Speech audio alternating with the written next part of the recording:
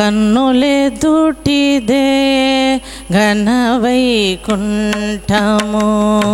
కన్నులెదుటిదే ఘనవైకుంఠము, కన్నులెదుటిదే ఘనవైకుంఠం, కన్నులెదుటిదే ఘనవైకుంఠం. వెన్నుని కొలిచిన విజ్ఞానికి కన్నులెదుటిదే ఘనవైకుంఠం, వెన్నుని కొలిచిన విజ్ఞానికి కన్నులెదుటిదే ఘనవైకుంఠం.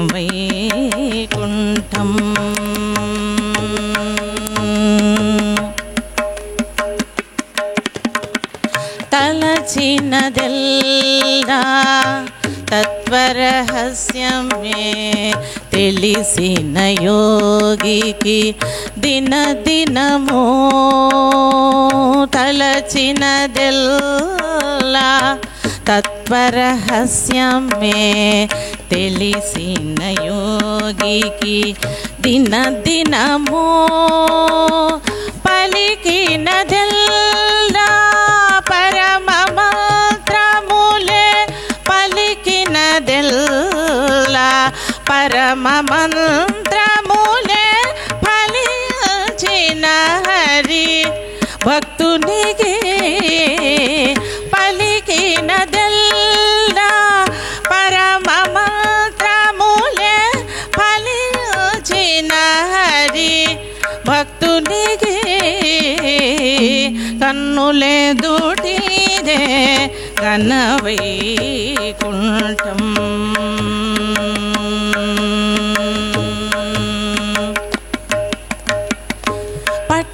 పట్టినదెల్లా బ్రహ్మాత్మకమే పుట్టును గెలిచిన పుణ్యునికి, పట్టినదెల్లా బ్రహ్మాత్మకమే పుట్టును గెలిచిన పుణ్యునికి, మెట్టిన వెల్లా మిన్నేటి నిధులే, మెట్టిన వెల్లా మిన్నేటి నిధులే, రెట్టడి తగువా మెరయువానికి కన్నులెదుటిదే ఘనవైకుంఠం.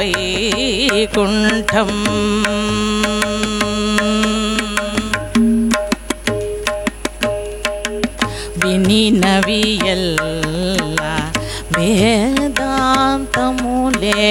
ఘనుడగు శరణాగతునికి, వినినవియల్లా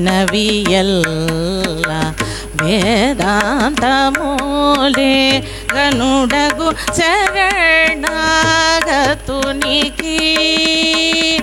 ఎనసిన శ్రీ వెంకటేశుడే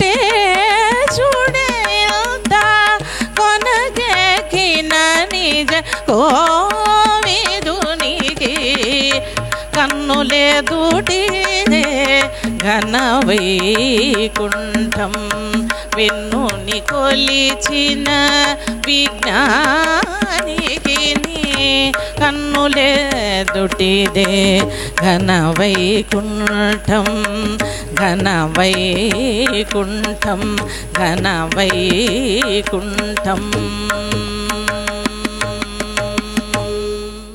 దేహి దేహి గణాధిపా ముక్తిం దేహి గణాధిపా, దేహి దేహి గణాధిపా ముక్తిం దేహి గణాధిపా, దేహి దేహి గణాధిపా ముక్తిం దేహి గణాధిపా.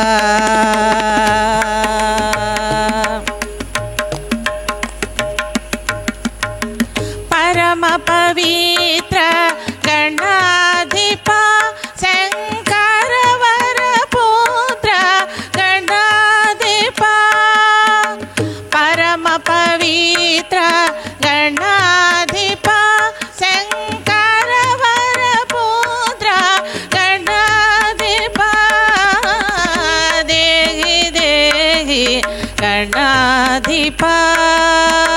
मुक्तिं देहि गणाधिपा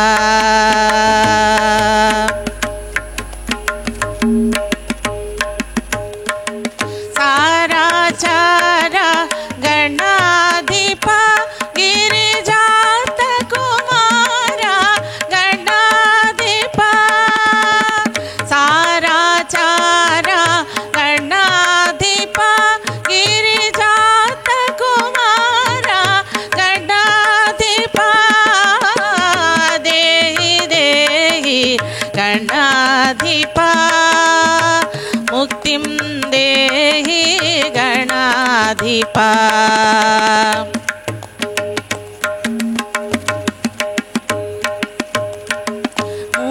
मूषकवाहन गणाधिपा मुनिनिकरावन गणाधिपा मूषकवाहन गणाधिपा सन्मुनिनिकरावन गणाधिपा देहि देहि गणाधिपा मुक्तिं देहि गणाधिपा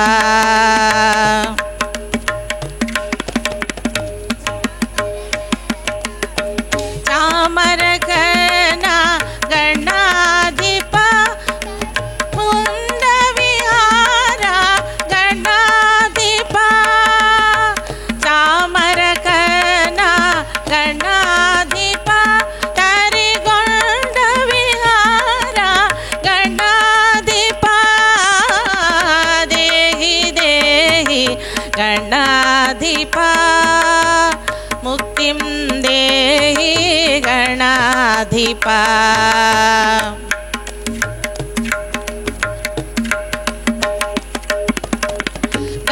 गण्डकदूरा गणाधिपा प्रज्ञा परिपूर्णा गणाधिपा गण्डकदूरा गणाधिपा प्रज्ञा परिपूर्णा गणाधिपा देहि देहि गणाधिपा मुक्तिं देहि गणाधिपा देहि देहि गणाधिपा मुक्तिं देहि गणाधिपा गणाधिपा गणाधिपा गणाधिपा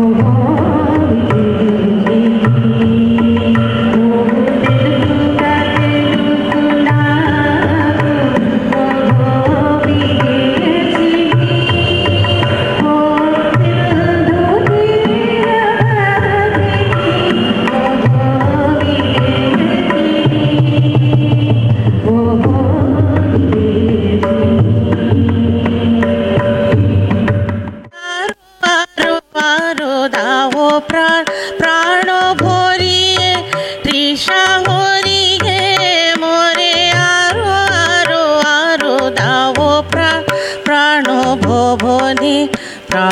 ভবনে মোরে আরো আরো আরো দাও সা মোরে আরো আরো আরো দাও প্রাণ ভরিয়ে তৃষা হরিগে মোরে আরো আরো আরো দাও প্রাণ।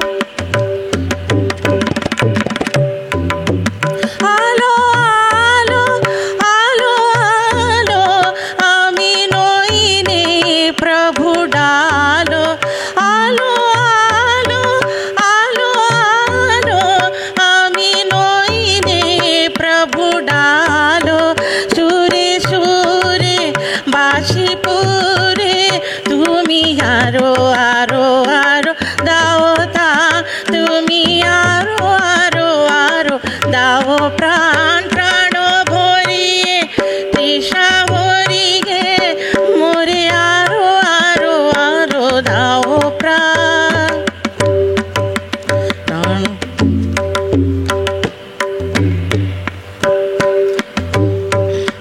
প্রাণ ভবনে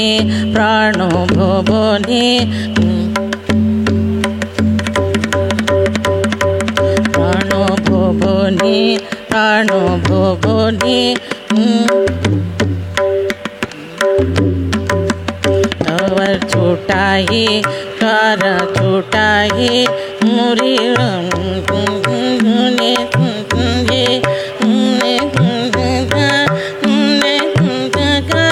मोरे कोरो त्राण मोर भवने और भवने मोरे दारो मोर चेतना दव छुटाए बाधा टूटाए मोरे कोरो त्राण आरो प्रेमे आमी डूबी जाके से नेमे आरो प्रेमे आमी डूबी जाके से नेमे सुधा दारे अपना रे तुमी आरो आरो आरो दाओ ता तुमी आरो आरो आरो दाओ प्राण भरिए तृषा हरिगे मोरे आरो आरो आरो दाओ प्राण। చివరిగా బాలాంత్ర రజనీకాంతరావు గారు అనువాదం చేసినటువంటి ఎక్లో చలో। जोड़ी रुद्राक्षों कोई नाचे तो बे एकला चलो रे जोड़ी तेरो ढाक्षों ने कोई नाचे तो बे एकला चलो रे एकला चलो एकला चलो एकला चलो एकला चलो रे तो बे एकला चलो एकला चलो एकला चलो एकला चलो रे ఎవరు కవిని రాకపోయినా సరే ఒకడవే పదవు ఎవరు కవిని రాకపోయినా సరే ఒకడవే పదవు ఒక్కడవే ఒక్కడవే ఒక్కడవే ఒకడవే పదవు అప్పుడు ఒక్కడవే ఒక్కడవే ఒక్కడవే ఒకడవే పదవు ఎవరు కవిని రాకపోయినా సరే ఒకడవే పదవు మాటలేకున్నా ఓరి ఓ అభాగ్యుడా మాటలేకున్నా మరి భయము చెంది జనమంతా పెడమొగమైనా మరి జయము చెంది జనమంతా పెడమొగమైనా నీ మనసు విప్పి నీవి మర్మమేదో తెల్లముగా ఒకడవే అనబోయ్ నీ మనసు విప్పి నీవి మర్మమేదో తెల్లముగా ఒకడవే అనబోయ్ ఎవరు కవిని రాకపోయినా సరే ఒకడవే పదవు తోడు లేకున్నా ఓరి ఓ అభాగ్యుడా తోడు లేకున్నా మరి అడవి దారిపోయే వేళ ఎవరు లేకున్నా మరి అడవి దారిపోయే వేళ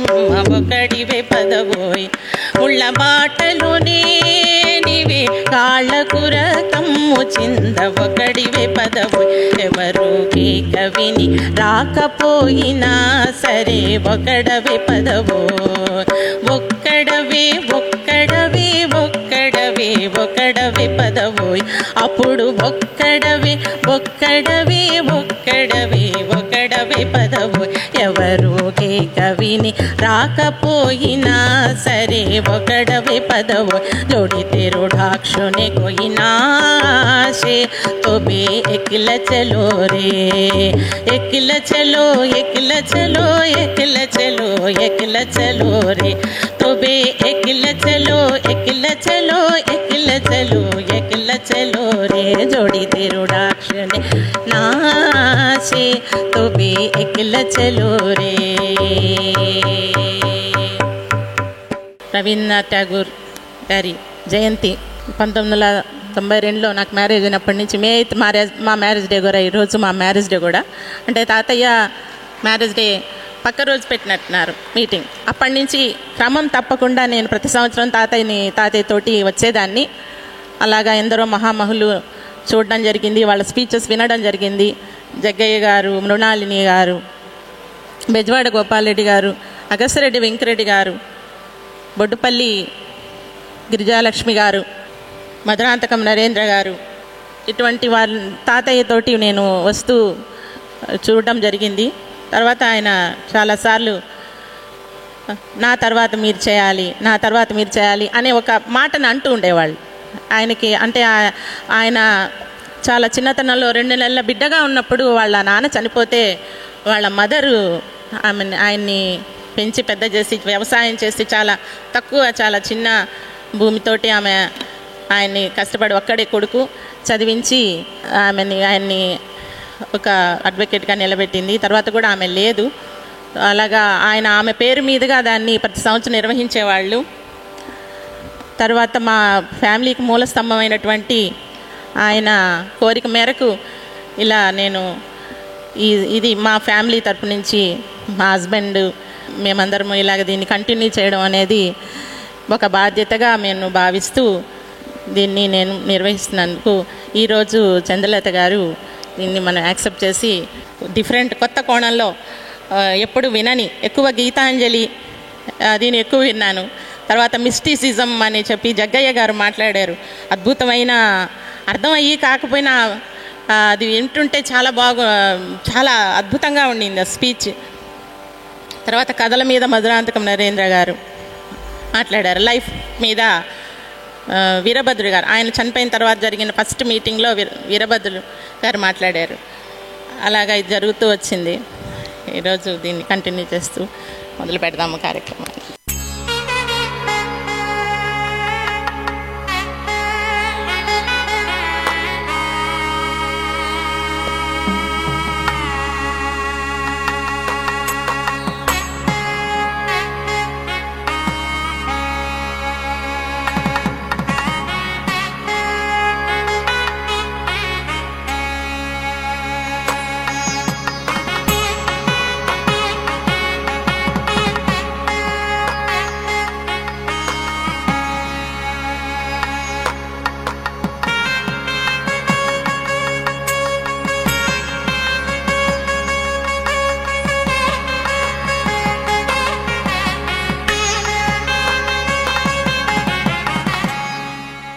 జయంతి సభకు చేసినటువంటి సాహితీ ప్రియులు, సాహిత్య అభిమానులు, పివి రమణారెడ్డి గారి అభిమానులు అందరికీ స్వాగతం, సుస్వాగతం. ఈ రవీంద్రనాథ్ ఠాగూర్ జయంతి సభకు అధ్యక్షులుగా డాక్టర్ లక్ష్మీ సుహాసిని గారు, విశ్రాంత అధ్యాపకులు డిఆర్డబ్ల్యూ కాలేజ్ గూడూరు వారిని వేదిక మీదకి రావాల్సిందిగా సాధారణంగా ఆహ్వానిస్తున్నాను.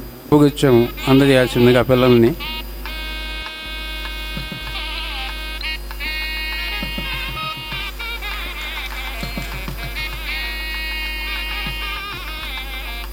అదేవిధంగా ఈరోజు రవీంద్రనాథ్ ఠాగూర్ గురించి ఉపన్యసించేటువంటి వక్త డాక్టర్ చంద్రలత గారిని కూడా వేదిక మీదకి రావాల్సిందిగా సాధారణంగా ఆహ్వానిస్తున్నాను.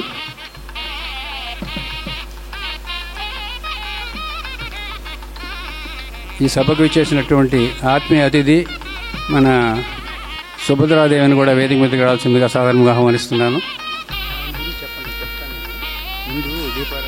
ఈనాటి సభా పోషకులు పివి రమణారెడ్డి గారి కోడలు మనవరాలైనటువంటి వినయ్ గారిని కూడా వేదిక మీద కూర్చోవాల్సి ఆహ్వానిస్తున్నాను.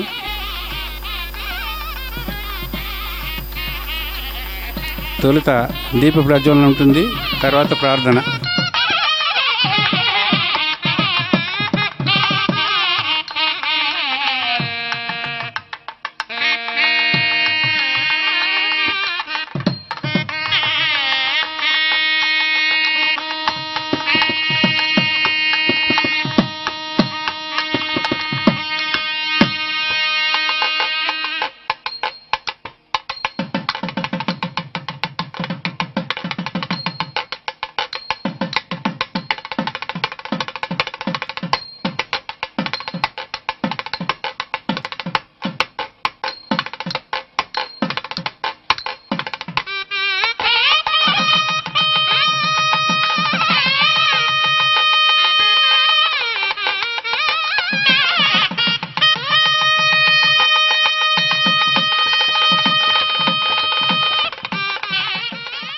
ఇక్కడికి వచ్చిన పెద్దలందరికీ కూడా ముందుగా నా నమస్కారాలు.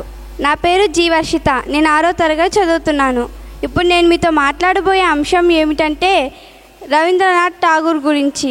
ఎక్కడ మనసు నిర్భయంగా ఉంటుందో, ఎక్కడ మనుషులు తలెత్తి తిరుగుతారో, ఎక్కడ జ్ఞానం విరివిగా వెలుస్తుందో, సంసారపు గోడల మధ్య ఎక్కడ భాగాల క్రింద ప్రపంచంలో విడిపోదో, ఎక్కడ సత్యాంతరాళంలోంచి పలుకులు బయలు వెడతాయో, ఎక్కడ అలసటి నెరగని శ్రమ తన బాహువుల్ని పరిపూర్ణత వైపు చాస్తుందో, ఎక్కడ నిర్జీవమైన ఆచారపు ఎడారిలో స్వచ్ఛమైన బుద్ధి ప్రవాహం ఇంకిపోకుండా ఉంటుందో, ఎక్కడ మనుషులు నిరంతరం వికసించే భావాలలో కార్యాలలోకి నీచే నడపబడుతుందో, ఆ స్వేచ్ఛా స్వర్గానికి ఓ తండ్రి ఈ దేశాన్ని మేల్కొల్పు అని రవీంద్రనాథ్ ఠాగూర్ గారు గీతాంజలిలో పేర్కొన్నారు. నాకు ఈ అవకాశం ఇచ్చిన మీ అందరికీ కూడా నా ధన్యవాదాలు. ఆనవాయితీ ప్రకారం వక్తకి ముందు సన్మానం చేస్తాము, తర్వాత అధ్యక్షుల తొలి పలుకులు ఉంటాయి. డాక్టర్ చంద్రలత గారు నడిగడ్డలో ఒక వ్యవసాయ కుటుంబంలో జన్మించారు. మహబూబ్ నగర్లోను హైదరాబాద్లోనూ వీరి విద్యాభ్యాసం సాగింది. బిఏ తర్వాత ఎంఏ ఆంగ్ల సాహిత్యంలో వివిధ విశ్వవిద్యాలయాల్లో ప్రథములుగా బంగారు పతకాలు అందుకున్నారు. ఆంగ్ల సాహిత్యం కథన శాస్త్రంలో శ్రీ వెంకటేశ్వర విశ్వవిద్యాలయం నుంచి డాక్టరేట్ పొందారు. వీరు చిరకాలంగా హాస్పిటల్ అడ్మినిస్ట్రేటర్గా వృత్తి నిర్వహించారు. దానితో పాటుగానే విద్యా, ప్రకృతి, సాహిత్యం ప్రధాన అంశాలుగా కృషి చేసే ప్రభవ స్థాపక నిర్వాహకురాలు. రిషి వ్యాలీ పాఠశాల తదితర విద్యా కేంద్రాలలో సృజనాత్మక రచనలలో అధ్యయన కార్యక్రమాలు నిర్వహించడం వీరి ప్రవృత్తి. బాల సాహిత్యంలో వీరు చేసిన కృషికి డాక్టర్ మంగాదేవి బాల సాహిత్య పురస్కారం అందుకున్నారు. ఆంధ్రప్రదేశ్ రాష్ట్ర యువజన సాహితీ పురస్కారం, తెలుగు విశ్వవిద్యాలయం నుంచి 2004లో డాక్టర్ బి అరుణకుమారి ధర్మనిధి పురస్కారం, 2006లో రచయిత్రి ఉత్తమ గ్రంథం దృశ్యాదృశ్యం. తెలుగు భాషకు చేసిన కృషికి డెట్రాయిట్ లిటరీ క్లబ్ గౌరవ పురస్కారం. సాహిత్యం ద్వారా వ్యవసాయ రంగానికి చేసిన కృషికి మండవా ఫౌండేషన్ గౌరవ పురస్కారం. సాహిత్య కృషికి పెద్దిబుట్ల సాహిత్య స్ఫూర్తి అవార్డు, ఎన్టీఆర్ కళా పరిషత్ సాహితీ పురస్కారం, మరెన్నో సాహితీ పురస్కారాలు వీరు అందుకున్నారు. వీరి నవలలు అంతరంగాలు, వర్ధని, రేగడి విత్తులు, దృశ్యాదృశ్యం, వాళ్ళు వీళ్ళు పారిజాతాలు, నీలంపు రాసి, నేను నాన్ననవుతా, ఇదం శరీరం, వివర్ణం, కథా సంపుటాలు నేను నాన్ననవుతా, ఇదం శరీరం, వివర్ణం, పిల్లలు మాయమైన వేళ, బొట్టెట్టి, ఇటువంటి కథా సంపుటాలను కూడా వీరు వెలువరించారు. తర్వాత వీరి బాల సాహిత్యం విరిగిన అల, పిల్లన గ్రోవి, పట్టు పువ్వులు, ప్రియమైన అమ్మా నాన్న కథల వల్ల బాలలకు సంబంధించి చాలా వర్క్స్ చేశారు. ప్రత్యేకంగా రవీంద్రనాథ్ ఠాగూర్ కథల ట్రాన్స్లేషన్ కూడా చేస్తున్నారు. సో ఈరోజు ఈ సన్మాన గ్రహీత ఈరోజు ఇలా తీసుకోవడం అనేది చాలా గర్వంగా నేను ఫీల్ అవుతున్నాను. ఎప్పుడు తాతయ్య గారు ఈ స్టేజ్ మీదనే నేను చూడడం జరిగింది. ఈ కార్యక్రమాన్ని నిర్వహించడం, ఈరోజు ఈ కార్యక్రమాన్ని నిర్వహిస్తూ ఇలాంటి వక్త మనకి ఈరోజు ప్రసంగించడాన్ని ఒక అదృష్టంగా భావిస్తున్నాను.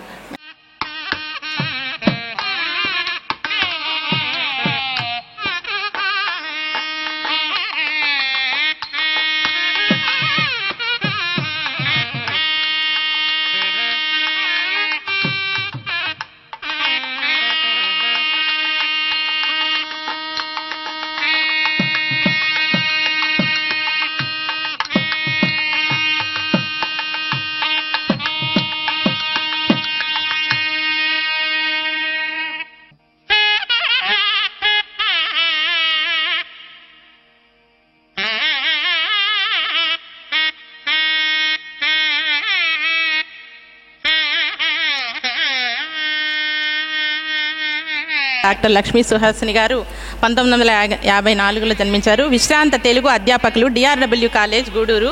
వీరు కవి, పాటల రచయిత్రి. స్త్రీల, దళితుల కోసం పాటలను, రెక్కలు పొదిగిన చూపు అనే కవితా సంకలనం.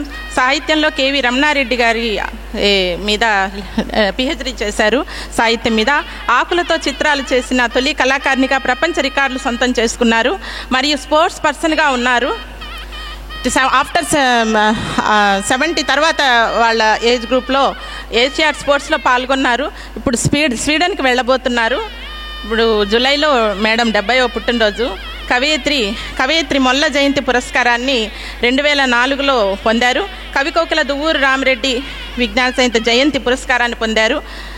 రెక్కలు పొదిగిన చూపు కవిత సంకలనానికి జాతీయ పురస్కారం పొందున్నారు. వీరు అధ్యక్షత వహించారు.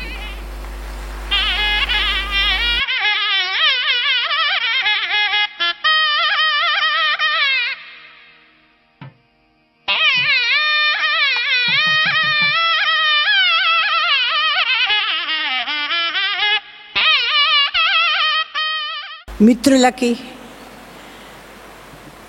సభకి వచ్చిన పెద్దలకి, నిర్వాహకులకి, సాహిత్యాభిలాషులకి, పిల్లలకి అందరికీ సాదర ఆహ్వానం పలుకుతూ ఇవాళ రవీంద్రుని జయంతి ఉత్సవాలని కొనసాగిస్తున్న సందర్భంలో వినయాన్ని మనస్ఫూర్తిగా అభినందిస్తున్నాను. రమణారెడ్డి గారు ఓపికగా చాలా ఏళ్ళు నిర్వహించారు. తర్వాత ఆయన మార్గదర్శకత్వంలో లేదా ఆయన అండతో కాళిదాస్ పురుషోత్తం గారు దాదాపు 10 ఏళ్ల పాటు నిర్వహించడం నాకు తెలుసు. ఆ తర్వాత కొన్ని రోజులుగా ఇది అయిపోయినా ఇక నుంచి మనం రెగ్యులర్గా రవీంద్రుని జయంతులు జరుపుకోగలమని ఆశిస్తూ రవీంద్రుని గురించి 2 మాటలు చెప్తా. రవీంద్రుని గురించి చెప్పడం అంటే ఒక పెద్ద సాగరం ముందు నిలబడి ఆయన తన్మయత్వంతో పాడిన పాటని మనం ఇందాక విన్నాం. వినయ పాడితే ఆయనలో రకరకాల కోణాలు ఉన్నాయి. మన వక్త పిల్లలకి సంబంధించిన ఆయన రాసిన కథల గురించి మాట్లాడతారు కనుక అది కాక మిగిలిన అంశాలని 5-6 నిమిషాల్లో చెప్పే ప్రయత్నం చేస్తారు. అది నిజానికి దుస్సాహసమే. సముద్రాన్ని పిడికెట పట్టలేనట్టే రవీంద్రుని గురించి మాటలలో పొదివి చెప్పలేం. అది అనిర్వచనీయమైన భావం, ఉద్వేగభరితమైన ఒక ఆలోచన. అసలు దేవుడి గురించి, దైవత్వం గురించి రవీంద్రుడు ఎంత ఉన్నతంగా ఊహించాడంటే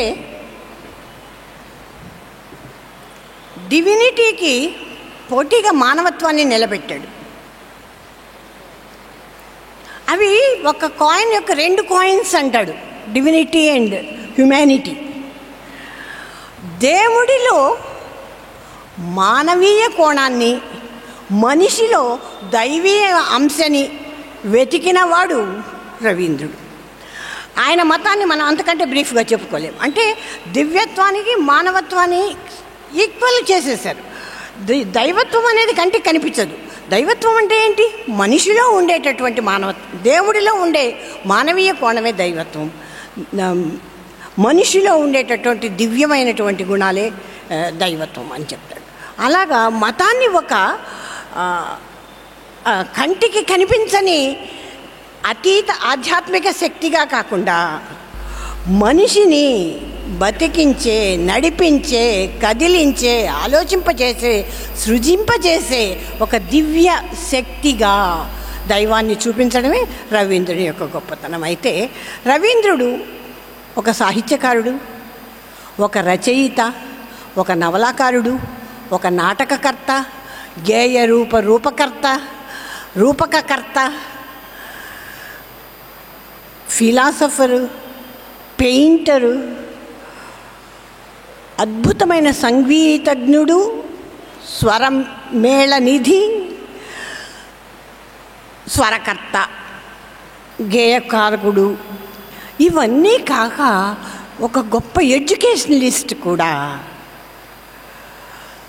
వీటితో పాటు స్వాతంత్రోద్యమ భావాలని ప్రొది చేసుకొని దేశభక్తి ప్రపూరితంగా అడుగులు కదిపినవాడు, ఆలోచనతో సంతృప్తి పడనివాడు, ఆచరణలో ఏం చేద్దామా అని ఆలోచించినవాడు.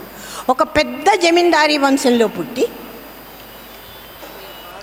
తాతగారి ఆధ్వర్యంలో అద్భుతమైనటువంటి సంపదలని ఆయన ఒక చేత్తో ఆర్జించి ఒక చేత్తో విరాళాలుగా ఇచ్చేసి కొడుకుకి కేవలం అప్పులే మిగిల్చిన దశలో ఆ కొడుకు కన్న 7 సంతానంలో ఒకడుగా రవీంద్రుడు జీవితాన్ని ప్రారంభించాడు.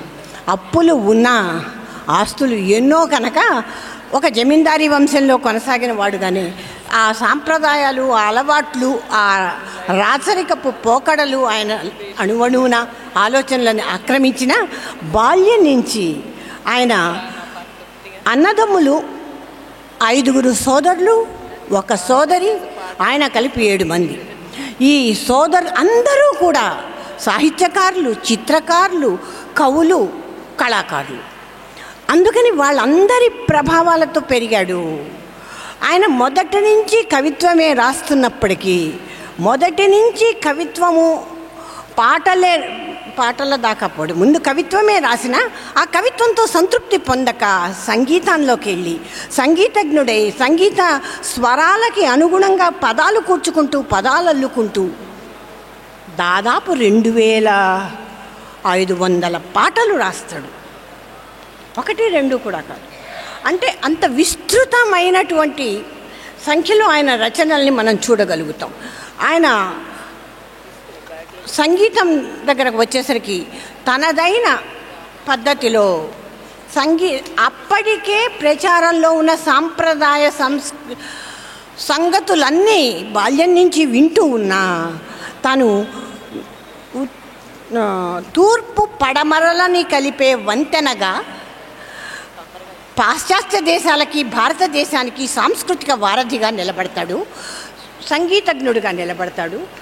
అవునమ్మా, నాకు తెలిసి ఇంకా 3 నిమిషాలు ఉంది, నాకు టైం చూసుకుంటున్నాను నేను.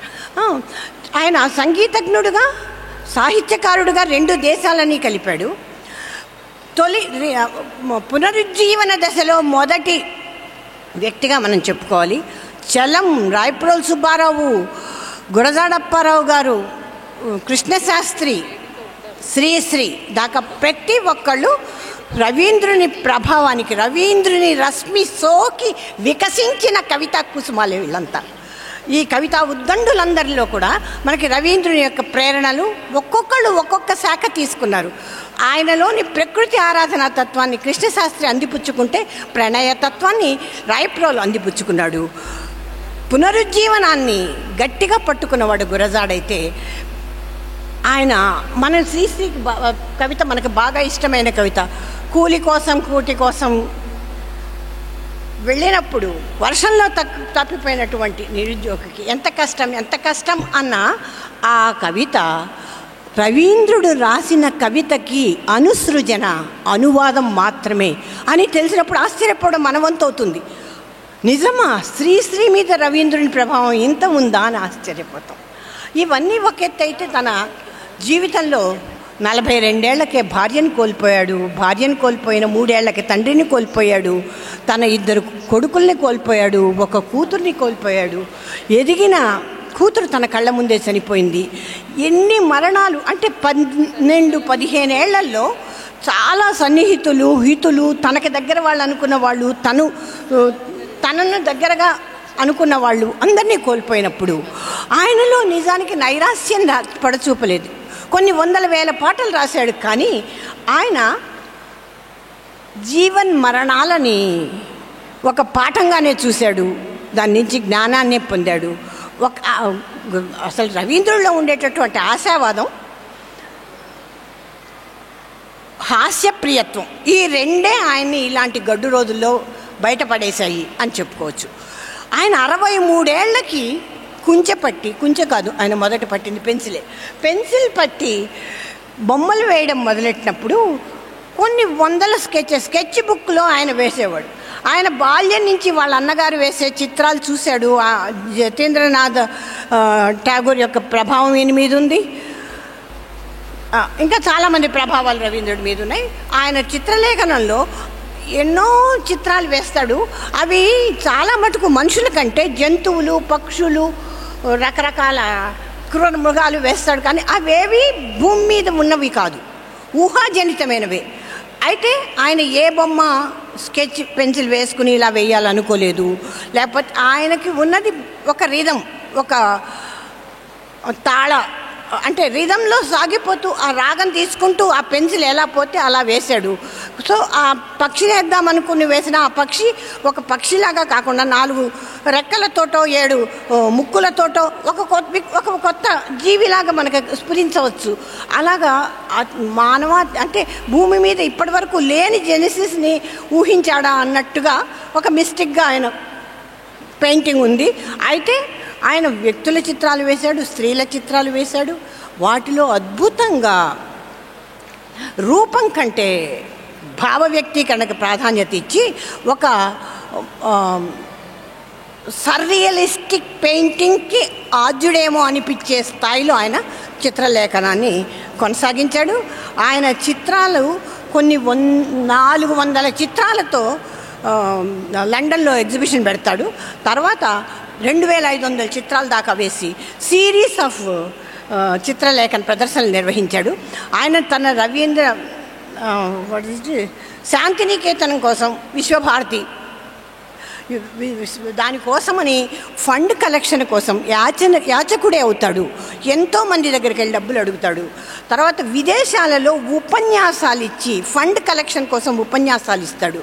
కొడుకును కూడా తీసుకుని వెళ్తాడు. అప్పుడు ఆ కొడుకు తన జ్ఞాపకాల్లో కూడా ఈ విషయాన్ని మళ్ళీ ప్రస్తావిస్తాడు. తన తండ్రి ఎంత కష్టపడ్డాడు ఆ శాంతినికేతన్ని చేయడం కోసం. ఇక్కడ నేను చివరిగా చెప్పాల్సిన ఒక ముఖ్యమైన మాట, ఆయన శాంతినికేతన్లో జపాన్ నుంచి రెజ్లర్స్ని పిలిపించి ఆడపిల్లలకి ట్రైనింగ్ ఇప్పిస్తూ ఆడవాళ్ళకి మల్ల యుద్ధం నేర్చుకోవాల్సిన ఆవశ్యకత ఉంది. ఆత్మరక్షణార్థం ఆడవాళ్ళు సుశిక్షితులు కావాలి అని రవీంద్రుడు అన్నాడు. ఆడవాళ్ళు కత్తి పట్టాలి అని గురజాడ కూడా అన్నాడు. అంటే స్త్రీ విమోచన దాకా ఊహించాడు ఠాగూర్. అయితే ఠాగూర్ అంత రాసి నిర్ద్వంద్వంగా రాజకీయాలను వ్యతిరేకించాడు. తన మనసుకు నచ్చని వాటిని వ్యతిరేకించాడు. ప్రభుత్వం గొప్ప ఘన సన్మానం చేసినప్పుడు జలియన్ వాల్ సంఘటన ఆలస్యంగా ఆ సంఘటన వినగానే బ్రిటిష్ వాళ్ళు ఇచ్చినటువంటి సన్మానాన్ని మొత్తం తృణీకరించేసి దానికి వ్యతిరేకించాడు. వైస్రాయ్కి, జవహర్లాల్ నెహ్రూకి తన నిరసన పత్రాలు రాశాడు, లేఖలు రాశాడు. గాంధీజీతో విభేదించాడు. అయితే గాంధీజీతో సైద్ధాంతిక విభేదాలున్న మిత్రుత్వాన్ని వదిలిపెట్టలేదు. చివరిలో చనిపోవడానికి కొంచెం ముందు గాంధీజీని పిలిచి తన విశ్వభారతి కళాశాలకు ఉన్న దానికి సహాయ నిధి కోసమని తాను ఇంత కష్టపడ్డానని, ఇంకా ఇంత అప్పులున్నాయని, కనుక దాన్ని మీరు నేషనల్ ఇన్స్టిట్యూట్గా టేక్ ఓవర్ చేసుకోమని గాంధీ చేతికి అప్పచెప్పి చనిపోతారు. చనిపోయే రోజు కొన్ని గంటల ముందు, ఒక పూట ముందు లోపల గదిలో ఊరికే పడున్న ఒక చెక్క మీద అద్భుతమైనటువంటి చిత్రాన్ని చిత్రిస్తాడు. 4-5 గంటల ముందు అద్భుతమైన కవితని డిక్టేట్ చేసి ఆ తర్వాత సర్జరీకి వెళ్తాడు. సర్జరీలో ఫెయిల్ అయ్యి తర్వాత అపస్మారకంగా అయిపోయి భౌతికంగా మనకి దూరం అవుతాడు. కానీ చివరి నిమిషం దాకా ఒక గానం, మ్యూజిక్, రిథం, జీవన శృతిని తనదైన తత్వంతో ఆత్మతత్వంగా అలవర్చుకుని ప్రకృతిలోనూ పరిసరాల్లోనూ ఎక్కడ తన ఆత్మ శృతిని తప్పకుండా శృతి చేసిన వీణలాగే వెళ్ళిపోయాడు రవీంద్రుడు. మనం రవీంద్రుడు పిల్లల గురించి ఏమనుకున్నారో చెప్తారు మన ఉపన్యాసకురాలు. Thank you very much. నేను ఉండడం సరిగ్గా దీనికి పక్క వీధిలో ఉంటాను, టౌన్ హాల్కి. కానీ వినయ గారు నేను భూగోళానికి అవతల వైపు ఉన్నప్పుడు వక్తగా రమ్మని ఆహ్వానించారు. వారు ఆహ్వానించి సంవత్సరం అయింది. వారు రవీంద్ర సంగీతాంట్లో సాధన చేయడం, అలాగే వారి తాతయ్య గారికి స్మృతి, వారి కోరిక మేరకు రవీంద్ర ఒక సాయంకాలాన్ని రవీంద్రుని కోసం వారు కేటాయించడం, ఆ సాంప్రదాయాన్ని కొనసాగించడం, వారి కుటుంబానికి అందరికీ కూడా మొదట అభినందనలు. దానిలో నన్ను ఒక భాగం చేసినందుకు ధన్యవాదాలు. ఇక వర్ధమాన సమాజం దానికి వేదిక కావడం నాకు ఎంతో సంతోషాన్ని ఇచ్చింది. ఎందుకంటే 25 ఏళ్ల క్రితం ఇదే వేదిక మీద రేగడి విత్తులు నెల్లూరులో ఆవిష్కరించబడింది. అలాగా ప్రపంచానికి రేగడి విత్తులు దాంతో పాటు నేను పరిచయం అయ్యాను. ఇంతాక వినయ గారు నన్ను పరిచయం చేస్తూ చాలా జాబితా చెప్పారు. వాటన్నిటినీ కూడా నెల్లూరుకు వచ్చినప్పుడు నేను 16 ఏళ్ల ఇంటర్మీడియట్ చదువుకున్న అమ్మాయిని. ఇక్కడ ఒక అక్షరం నేర్చుకున్నది అవన్నీ కూడా ఇక్కడ గాలి, ఇక్కడే నీరు తాగి వచ్చినవే. కాబట్టి ఆ పాపం నాది కాదు. 25 ఏళ్ల క్రితం ఈ వేదిక మీద డాక్టర్ రామచంద్రరావు గారు, అగస్తిరెడ్డి వెంకటరెడ్డి గారు వారి నిర్వహణలో జరిగిన కార్యక్రమాలు, అలాగే బెజవాడ గోపాల్ రెడ్డి గారు, వీరందరినీ గుర్తు చేసిన ఆ పెద్దలు ఎవరు ఇక్కడ లేరు. అలాగే ఈ సందర్భంగా ఆ మహోద్యాపకుడు రవీంద్రుని రచనలను నేను మరొకసారి చదివాను. అప్పుడు అనుకున్నాను, చాలా తర్జన పడ్డానంటే సంవత్సరం పాటు ఏ టాపిక్ నేను మాట్లాడాలి. ఎందుకంటే నవలల అధ్యయనం నాకు చాలా ఇష్టమైన విషయం. నేను నవలల కథన శాస్త్రంలో అధ్యయనం చేశాను. చోకెర్బాలి, నౌకాడుబి, గరే భైరి, గోరా, శారద్యాయ్, వేటికవే అద్భుతమైన నవలా కథనాలు నన్ను దీని గురించి మాట్లాడాలి నన్ను ఊరిస్తున్నాయి. అలాగే చిత్రాంగద, చండాలిక, నృత్యనాటికల సంగతి సరే. ఇక గీతాంజలి మాట మాత్రం చాలు. అప్పుడు ఏ టాపిక్ మాట్లాడాలి అన్న ఆలోచనలో నేను ఇంకా ఏడాది కాలం ఉన్నాను కాబట్టి ఆలోచిస్తూనే ఉన్నాను. ఎందుకంటే నాకు శాంతినికేతన్ అంటే చాలా ఇష్టం. శాంతినికేతన్ అంటే ఎంత ఇష్టమో పల్లె పట్టున వ్యవసాయ ప్రయోగాలు చేసిన శ్రీనికేతన్ అంటే కూడా అంతే గౌరవం. అయితే అలాంటి గంభీరమైన అంశాలను కాకుండా ఇవాళ నేను ఎంపిక చేసుకున్న అంశం బొమ్మల గూటిలో ఠాగూరు. ఈ శీర్షికతో రవీంద్ర సాహిత్యంలోని బాల్యం గురించి మాట్లాడే ప్రయత్నం చేస్తాను. ఒకసారి విదేశీ పర్యటనలో ఉన్నప్పుడు వారి 9 ఏళ్ల మనోరాలు నందినికి రవీంద్రుల వారు ఒక ఉత్తరం రాశారు. ఇక్కడ చాలామంది నన్ను కలవడానికి వస్తున్నారు, నన్ను చుట్టేస్తున్నారు. నాకు ఎక్కడికైనా సంతోషంగా మాయమైపోవాలనిపిస్తుంది. నన్ను నీ బొమ్మల గూటిలో దాచిపెడతావా? ఈ ఉత్తరం సరిగ్గా ఇదే రోజున 1930లో రాశారు. కాబట్టి వినయ గారు తేదీ మారిందనుకున్నారు, కానీ 8 మేకి నా ఉపన్యాసానికి ఒక సంబంధం ఉంది. రవీంద్రుల వారు నన్ను మీ బొమ్మల గూటిలో దాచిపెడతావా అని అడిగింది ఈ రోజునే. చిన్నపిల్లాడిలా మరో చిన్నారిని ఎంత అమాయకంగా అడిగిన ఆ ప్రశ్నలోని పదాల పసితనం, దాని వెనుక లోతైన భావం మనం గ్రహించవచ్చు. ఆ ఉత్తరంలో మాత్రమే కాదు, పదే పసిదనం పచ్చదనంలోకి ఠాగూర్ వెళ్ళి దాక్కున్నారా అనిపిస్తుంది. ఈ దాగుడు మూతలు రవీంద్ర సాహిత్యాన్ని దగ్గరగా చూసినప్పుడల్లా ఇంకా స్పష్టపడుతూ వస్తాయి. ఆ బొమ్మల గుటిలో దాగున్న ఠాగూర్ని పరామర్శించే సాహసం ఈ పూట చేస్తున్నాను. జగమెరిగిన బహుప్రజ్ఞాశాలి, ఇందాక సుహాసిని గారు ఠాగూర్ గారిని పరిచయం చేశారు. రవీంద్రనాథ్ ఠాగూర్ జన్మతః జమీందారు, కులీన వంశస్థుడు. ఆయనని జొరసంకో మాంత్రికుడు అని అంటాం. ఆయన 80వ పుట్టినరోజున తనంతాను ఎలా పరిచయం చేసుకున్నారంటే, నేను ద్విజుడను కాను, ఏ పవిత్ర జంధ్యము వేయలేదు. నేను ఒక సంచారిని మాత్రమే. నిజమే, ఈ శాంతినికేతన్ తాపసి ఒక నిత్యాన్వేషి. ఆ మహాోపాధ్యాయుడు నిరంతర విద్యార్థి. ఆయన పాఠాలు నేర్చుకోవడానికి పదే పదే మరి ఎక్కడికి వెళ్ళారు? ఆ పట్టభవనం ఏది? శాంతినికేతనమేనా? ఈ విద్యాలయం నా జీవిత సాధనా స్థలం, నా దైవం ఇక్కడే ఉంది, నా ముక్తి ఇక్కడే. ఇది కేవలం ఒక బడి మాత్రమే కాదు. ఠాగూర్ స్వయంగా అన్నారు శాంతినికేతనం గురించి. మరి ఆయనలోని ఆ బడిలోనే వెళ్ళి పాఠాలు నేర్చుకున్నారా? ఆయన వినమ్రంగా ప్రణమిల్లింది ఏ దైవత్వం ముందు? మనం బాలవాక్కు బ్రహ్మవాక్కు అంటాం. ఆ బ్రహ్మచర్య ఆశ్రమం బాలికల్లో ఆయన బ్రహ్మత్వం చూడగలిగారా? అయితే శాంతినికేతన్ 1901లో ప్రారంభించబడింది క్రీస్తు. అప్పటికి రవీంద్రుడు సుప్రసిద్ధ సాహితీవేత్త. ఆ బడి గడపలో నిలబడి బడి ప్రారంభానికి అటు ఇటు వచ్చిన రవీంద్ర సాహిత్యాన్ని ఇప్పుడు పరిశీలిద్దాం. కథన శాస్త్రంలో ఏ అధ్యయనం చేస్తున్నా కూడా అందులోని కథన మూలకాలను అన్వేషిస్తుంది. అవి కథనానికి పనిముట్టు లాంటివి, చిత్రలేఖానికి కుంచెలాగా, అలాగే ఇప్పుడు కీబోర్డ్ లాగాను లేకపోతే కలంలాగా. సో అలాంటి పనిముట్లు ఈ కథనాల్లో ఏమున్నాయి అని వెతుకుతున్నప్పుడు ఇక్కడ బాల్యం ఒక కథన మూలకం అవుతుందేమోనని చూద్దాం. బాల్యం అంటే ఇప్పుడు ఇందాక చక్కటి పిల్లలు ముచ్చట గొల్పే ముద్దుగారే చిన్న చిన్న పిల్లలు గుర్తుకొస్తారు, లేత ప్రాయం గుర్తుకొస్తుంది, పిల్లల అమాయకత్వం, వాళ్ళ చిలక పలుకులు, చిలిపి మాటలు, అమ్మా నాన్నల మమకారం గుర్తొస్తాయి. ఇక పిల్లలు ఎక్కడున్నా వారు స్పృశించే అంశాలు మూడే: అమ్మ, ఆకలి, ఆటలు. పిల్లలంటే కలల నిండా కలలు, కాళ్ళ నిండా పరుగులు. పిల్లలకు చీకటంటే భయం, కథలంటే ప్రాణం. ఇక పిల్లల మారాంగారం, వారి అల్లరి మాటలతో పాటు కొంటె పనులు, తుంటరి చేష్టలు, మొండితనం, మంకుపట్లు కూడా గుర్తుకొస్తాయి. కొండకచో వీరంగాలు, వీపు చిట్లడాలు కూడా తప్పవు. అలాగే తొడపాసాలు, చెవి మెలివేతలు, గోడ కుర్చీలు, గుంజీళ్ళు గుర్తొస్తాయి. ఇవన్నీ బహుశా మనకేననుకుంటా, ఇప్పటి పిల్లలకి అవి తెలియకపోవచ్చు. అయితే పిల్లలకు కొన్ని సహజ లక్షణాలు ఉన్నాయి.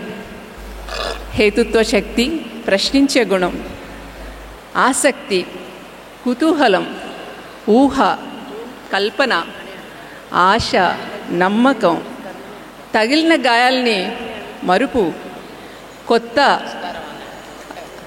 స్నేహాల్ని కలుపుకోవడం, సహజంగా ప్రేమించగలగడం, ప్రకృతి పట్ల ప్రేమ, కరుణార్ద్రత, అన్నిటికీ మించి నేర్చుకునే గుణం, ఇలాంటివే మరెన్నో జాబితాలోకి చేర్చొచ్చు. ఠాగూర్ రచించిన శిశు 1903లో బెంగాలీలో మొదటిసారిగా వచ్చేయింది.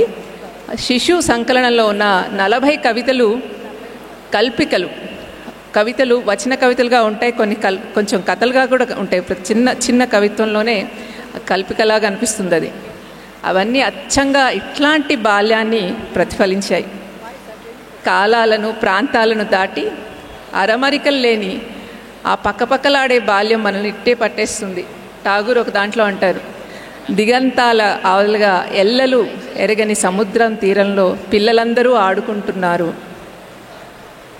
కాగిత పడవల్లో, నక్షత్ర కాంతుల్లో పారిజాతాల పరిణామాలు నింపుకుంటూ నిద్రాదేవతలు కనురెప్పల్లో నింపే కలలను మననం చేసుకుంటూ ఠాగూర్ తన పాఠకుల చిటికెన వేలు పట్టుకుని తనతో పాటు బొమ్మల గుట్లోకి లాక్కెళ్తారు, ఒక పైడ్ పైపర్ లాగా. బాల్యంలో పిల్లి మొగ్గలు వేయని వాళ్ళు, కుప్పిగంతులు వేయని వాళ్ళు ఎవరుంటారు? కోతి కొమ్మచ్చులు, ఉప్పు మూటలు, బిళ్ళంగోడులు, గుర్రపు స్వారీలు, కత్తి యుద్ధాలు తెలియని వారు ఉండరు. అల్లరి చేయని వాళ్ళు అసలే ఉండరు. నిజమే, బాల్యం అనగానే అసంకల్పితంగా మన ముఖాన ఒక చిరునవ్వు వస్తుంది. మమతారాగాలతో ముడిపడిన సంతోషకరమైన రోజులవి. నిర్భయంగా, నిశ్చింతగా అమ్మ ఒడిలోనో నాన్న భుజానో హాయిగా నిద్రపోగలిగే రోజులవి. అలాంటి బాల్యం శిశు సంకలనంలో ప్రతి పదంలో పలకరిస్తుంది. ఈ కవితల్లో మట్టిలో పొరలాడుతూ విరిగిపోయిన చిన్న కొమ్మతో రోజంతా అలుపు లేకుండా ఆడుకునే పిల్లలు పలకరిస్తారు. కాగితం పడవల్లో పారిజాత పూలు నింపేసి నక్షత్ర కాంతుల్లో దూరదేశాలకు సందేశాలు పంపించే ఆశాజీవులు కనిపిస్తారు. నేను ఎక్కడి నుంచి వచ్చాను, నన్ను ఎక్కడి నుంచి తెచ్చావు అని అమ్మని నిలదీసే పాపాయి కనిపిస్తుంది. పాపాయి నా కనుపాపల్లో ఉన్నాడు, నా గుండెల్లో, నా అంతరాత్మలో నిండిపోయి ఉన్నాడు అనే అమ్మ గొంతులోని ఆర్ద్రత మనల్ని తాకుతుంది. నా చిన్నారి కనురెప్పల్లో నిద్రను దొంగిలించిన వారెవరు అని గద్దించే నాన్న కనబడతాడు. కదంబం చెట్టు కొమ్మలో చిక్కుకుపోయిన పున్నమి చంద్రుడిలో అమ్మ ముఖాన్ని చూసే అమాయక పసిబిడ్డలు కనబడతారు. అమ్మ పాపాయి ఒట్టి ముద్దపప్పు, ఆమెకి వీధిలో దీపాలకి ఆకాశంలో నక్షత్రాలకి తేడా తెలియడం లేదు అని చాడీలు చెప్పే అన్నయ్యలు ఉంటారు. కాలంలో కలిసిపోయిన బిడ్డను కలలోనైనా తిరిగి రమ్మని పిలిచే తండ్రి ఆర్ద్రత కనబడుతుంది. పాపాయి, నిన్నెక్కడికి సాగనంపాను, ఆ పిల్లల లోకంలో ఏ మూలనో నాకు చోటివ్వవా అన్న అభ్యర్థన ఇవ్వబడుతుంది. ఇక ఈ శిశు సంకలనంలోని ఆఖరి కవిత చివరి బేరం, ది లాస్ట్ బార్గైన్ అనే ఈ కవిత 8వ తరగతి CBSE పుస్తకంలో కూడా ఉంది, పిల్లలుంటే కనుక. రండి నన్ను ఉద్యోగంలోకి తీసుకోండి అని కవి అడుగుతాడు. ఒక రాజుగారు దర్పంతో, ఒక వృద్ధుడు సంపదతో, ఒక నవయువతి యుక్తితో తాము ఇవ్వబోయే ఉద్యోగానికి జీతభత్యాలు సకల సౌకర్యాలు వివరిస్తారు. కవి అదే వరుసలో ఒక్కొక్కరి ప్రతిపాదన తిరస్కరిస్తాడు. అలా సాయంకాలం అయిపోయింది, ఈయనకు ఉద్యోగం రాలేదు, ఉద్యోగం తీసుకోలేదు ఈయన. ఆ సాయం సంధ్య వెలుగులో సూర్యుడు ఇసుకలో మెరుస్తున్నాడు, సముద్రం అలలుగా విరిగిపడుతోంది. ఒక చిన్నారి గవ్వలతో ఆడుకుంటున్నాడు. అతను తలెత్తి ఎంతో తెలిసిన వాడికి మళ్ళీ అన్నాడు, నీకు ఉద్యోగం ఇస్తున్నా జీతం లేకుండా. ఆనాటి పిల్లల ఆటలో నాటుకున్న ఆఖరి బేరం నన్ను స్వతంత్రుణ్ణి చేసింది అంటారు ఠాగూర్. నీకు ఉద్యోగం ఇస్తున్నా జీతం లేకుండా. ఆనాటి పిల్లల ఆటలో నాటుకున్న ఆఖరి బేరం నన్ను స్వతంత్రుణ్ణి చేసింది అంటారు ఠాగూర్ ది లాస్ట్ బార్గైన్ అనే కవితలో. అది శిశు సంకలనంలోని 40వ కవిత, ఆఖరి కవిత. అదిగోండి అలా ఆ కవితా సంకలనం ఆఖరికి వచ్చేసరికి బాల్యంతో తనకున్న చెలిమిని ఠాగూర్ గారు స్పష్టంగానే చెప్పేశారు. ఇక ఠాగూర్ కథ బికారిణి, ద బెగ్గర్ ఉమెన్ 1877లో ఆధునిక బెంగాలీ కథానికను రూపుదిద్దిన కథ. ఠాగూర్ సాధనా కాలంగా వర్ణించే 1891 నుంచి 95 సంవత్సరాల మధ్యకాలంలో ఎన్నో ముఖ్యమైన కథలు వచ్చాయి. పోస్ట్ మాస్టర్, కాబూలీవాలా, చుట్టి, అతిథి మొదలైన వాటన్నిటిలో కూడా బాల్యమే ప్రధాన వస్తువు. మురిపాల బిడ్డలతో పాటు అనాథలు, ఒంటరి తల్లినో తండ్రినో కలిగిన వారు, దివ్యాంగులు, కుటుంబ హింసకు నిరాదరణకు గురైన పిల్లలు, పారిపోయిన పిల్లలు, నదిలో కొట్టుకుపోయిన పిల్లలు, నిద్ర కరువైన పిల్లలు కనబడతారు. పిల్లల ఇంటి బెంగ, ఎడబాటు, నిస్సహాయత, అభద్రత, ఆందోళన కథావస్తులు అవుతాయి. చుట్టి అనే కథలో, చుట్టి అంటే సెలవులు, ఇప్పుడు వేసంకాలం సెలవులు వచ్చాయి కదా, అలాంటి సెలవులు వస్తాయని ఒక అబ్బాయి ఎదురు చూస్తుంటాడు. అతను ఫతీక్ చక్రవర్తి. ఎందుకంటే అమ్మ ఆదరానికి అతను పరితపిస్తూ ఉంటాడు. అమ్మ నిరాదరణ గురై ఇంటి నుంచి పారిపోతే మేనమామ తీసుకెళ్ళి కలకత్తాలో చదివిస్తూ ఉంటాడు. మేనమామ ఇంట్లో అబ్బాయికి అక్కడ పట్టణం ఇరుకుదనంతో పాటు మనుషుల ఇరుకుదనం కూడా దాష్టీకానికి గురి చేస్తుంది. అక్కడి నుంచి అమ్మ దగ్గరికి వెళ్ళిపోవాలనుకుంటాడు. మామ చెప్తాడు, ఉండు నీకు చుట్టి సెలవులు ఇవ్వగానే నేను పంపించేస్తాను, సెలవులు వచ్చే వరకు ఆగు అంటాడు. ఆ సెలవులు ఎంతకీ రావు. పిల్లలకి బడి నడుస్తున్నప్పుడు సెలవులు రాకపోవడం అనేది, ఎదురు చూడడం అనేది చాలా సమయం పడుతుంది. ఎంతకీ రాని సెలవులు తట్టుకోలేక ఒకరోజు పారిపోతాడు. ఆ అబ్బాయి పోలీసుకు దొరకడం, ఆ తర్వాత అనారోగ్యంగా ఉన్న అబ్బాయి ఈ కళ్ళు మూయడం, చివరికి అతనికి కళ్ళు మూతలు పడుతున్న టైంలో తల్లి వస్తుంది. ఆ తల్లిని చూసుకుంటూ ఆ అబ్బాయి ఒకే మాట అంటాడు, అమ్మ వచ్చింది, ఇక సెలవులు వచ్చేసాయి అని. అయితే నిశ్చింతగా కనురెప్పలు మూసిన ఆ అబ్బాయికి వచ్చిన సెలవులు ఇక జీవితానికి సెలవని మనకు అర్థమవుతుంది. ఆ తల్లి ప్రేమ కోసం ఫతిక్ చక్రవర్తి పడిన తపన మనల్ని ఒక చివుక్కు అనిపిస్తుంది, గుండె పిండేస్తుంది. ఇక తిరిగి వచ్చిన కోకాబాబు, ద రిటర్న్ ఆఫ్ కోకాబాబు. ఈ కథలో రామ్ చరణ్ అలాగే కాబూలి వాలా కథలోని వర్తకుడు వీళ్ళందరూ కూడా రకరకాల నేపథ్యాల్లో ఉన్నటువంటి తండ్రులు. రామ్ చరణ్ ఒక జమీందారు గారికి బాగా విధేయుడైన పనివాడు. వాళ్ళ పిల్లవాడిని పెంచుతాడు. ఆ పిల్లవాడు పెద్దవాడై లాయర్ అయిపోతాడు. మళ్ళీ వాళ్ళకు బాబు పుడతాడు. ఆ బాబును కూడా పెంచుతున్నప్పుడు ఒకరోజు పద్మానది వరదలో ఆ పిల్లవాడు కొట్టుకుపోతాడు. అప్పుడు జమీందారు సహజంగానే బిడ్డను కోల్పోయిన వాళ్ళు చాలా కోప్పడతారు కదా. అప్పుడు రామ్ చరణ్ ఇంటికి వెళ్ళిన తర్వాత ఇంటికి తిరిగి వెళ్ళిపోతాడు పల్లెటూరికి. అతనికి ఒక బిడ్డ పుడతాడు. ఆ బిడ్డను కోకాబాబే మళ్ళీ పుట్టాడు అనుకుని ఒక జమీందారు బిడ్డలా పెంచుతాడు తన బిడ్డనే. ఆ పిల్లవాడు పెరగడం తండ్రిని కూడా ఒక పనివాళ్ళలాగానే చూస్తాడు. నిజంగా జమీందారులాగా తండ్రిని కూడా తండ్రిలా కాకుండా జమీందారులాగానే చూస్తాడు.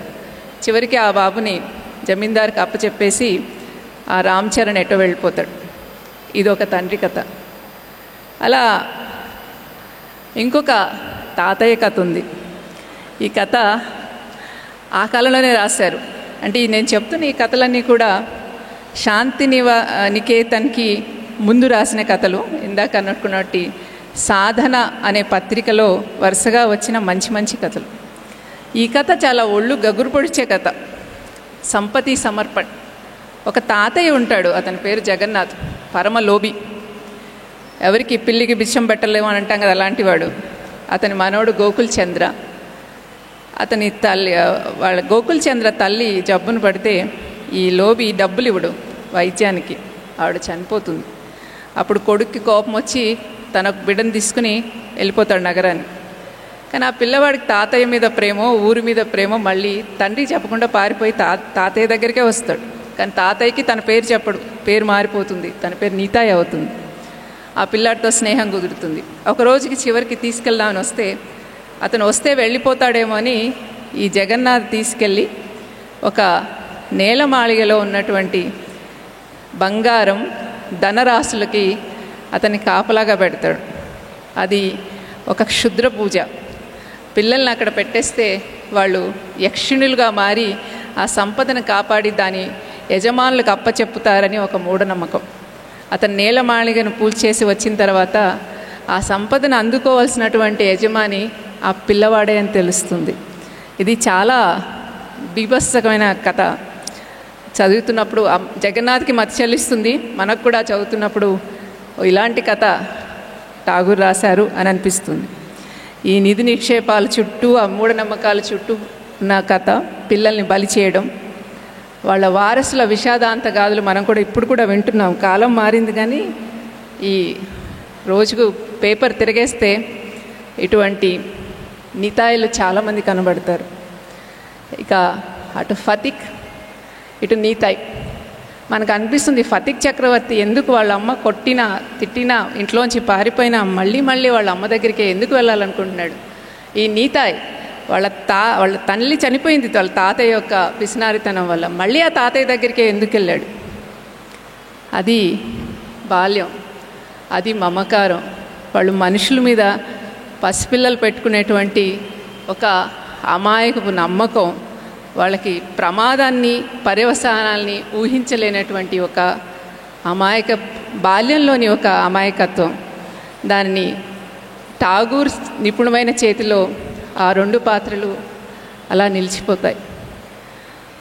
మాయ మాటలు చెప్పే అపరిచితులు, ఆగంతుకులు మనం చెప్తాం, స్ట్రేంజర్స్తో మాట్లాడకండి అని చిన్నప్పుడే పిల్లలకి లిటిల్ రెడ్ రైడింగ్ హుడ్ కథ చెప్పి దారిలో ఉల్ఫ్ ఉంటుంది, కొత్త వాళ్ళతో మాట్లాడకండి అని ప్లే క్లాస్లో పిల్లలకు నేర్పిస్తాం. మాయమాటలతో ఆగంతుకులు వస్తే వాళ్ళు మాకు హాని చేస్తారేమో అని వాళ్ళకి తెలియదు. ఒక చాక్లెట్ ఇస్తే వాళ్ళు మాట్లాడేస్తారు. అది కపటం దగ్గర భార్యం. అందుకే కాబూలీవాలా కథలో చిన్నారి మిని 5 ఏళ్ళు ఆ పాపకి. ఎవరో అపరిచితుడు కాబూల్ నుంచి వచ్చినటువంటి హజారీ వర్తకుడు ఎండు ద్రాక్షలు అమ్ముకుంటూ ఉంటాడు. అతనితో ఈ పాప స్నేహం చేస్తుంటే వాళ్ళ అమ్మ చాలా భయపడుతుంది. అమ్మ భయాలన్నీ సహజమైనవే, ఎందుకంటే పిల్లలు వాళ్ళకి తెలియదు, రాబోయే ప్రమాదం తెలియదు, వస్తున్న వ్యక్తి ఎవరో తెలియదు. మనం విన్న 2 కథల్లో కూడా ఫతిక్ చక్రవర్తి ఇంకా నీతాయి స్వయంగా తాత చేతిలో భూస్థాపితం అయ్యాడు. కానీ కొంచెం ఆప్యాయంగా పలకరిస్తే పిల్లలు స్నేహం చేసేస్తారు. ఇది పసితనపు ఒక లక్షణం. అందుకే మనం పిల్లల్ని చాలా దౌర్జన్యాలు జరుగుతున్నాయి. ఒకరోజు ఒక పేపర్ తిరిగేస్తే చాలు ఒక 10 ఉదాహరణలు దీనికి వస్తాయి. ఇవన్నీ అటుంచి రవీంద్రుడు ఆడపిల్లల పాత్రలు అంటే బాలికల పాత్రలను చిత్రించడంలో చాలా నైపుణ్యం చూపించారు. చాలా ఇష్టంగా, ఎంతో మమకారంగా వారి పాత్రలను ఒక చక్కటి చిత్రం గీసినంత చక్కగా వేశారనిపిస్తుంది. నది మెట్లు, ది రివర్ స్టేర్స్ అని 1884లో వచ్చిన కథలోని కుసుమ్, ఆమె బాలవితంతో 8 ఏళ్ళు. పోస్ట్ మాస్టర్ కథలో పాఠం చెప్పిన పంతులకి సంరక్షకురాలు అవుతుంది 12 ఏళ్ల రతన్. ఖాతా ది ఎక్సర్సైజ్ అనే బుక్లో 1891లో రాశారు. ఆ కథలో 7 ఏళ్ల ఉమా. అలాగే శుభ కథలోని పుట్టుమూగ సుభాషిణి, ఈమెకి పుట్టడంతోనే మాట లేదు, ఆమెను సుభాషిణి అంటారు. అలాగే ఒంటరి ట్రెండ్ అవుతాడు ఒక సంపాదకుడు, అతనికి తల్లి అవుతుంది అతని 6 ఏళ్ల బిడ్డ. భార్యను కోల్పోయి అతను బాధపడుతూ ఉంటే అతనికి తల్లిగా అతని బిడ్డ 6 ఏళ్ల ప్రభ. ఈ కుసుమ్,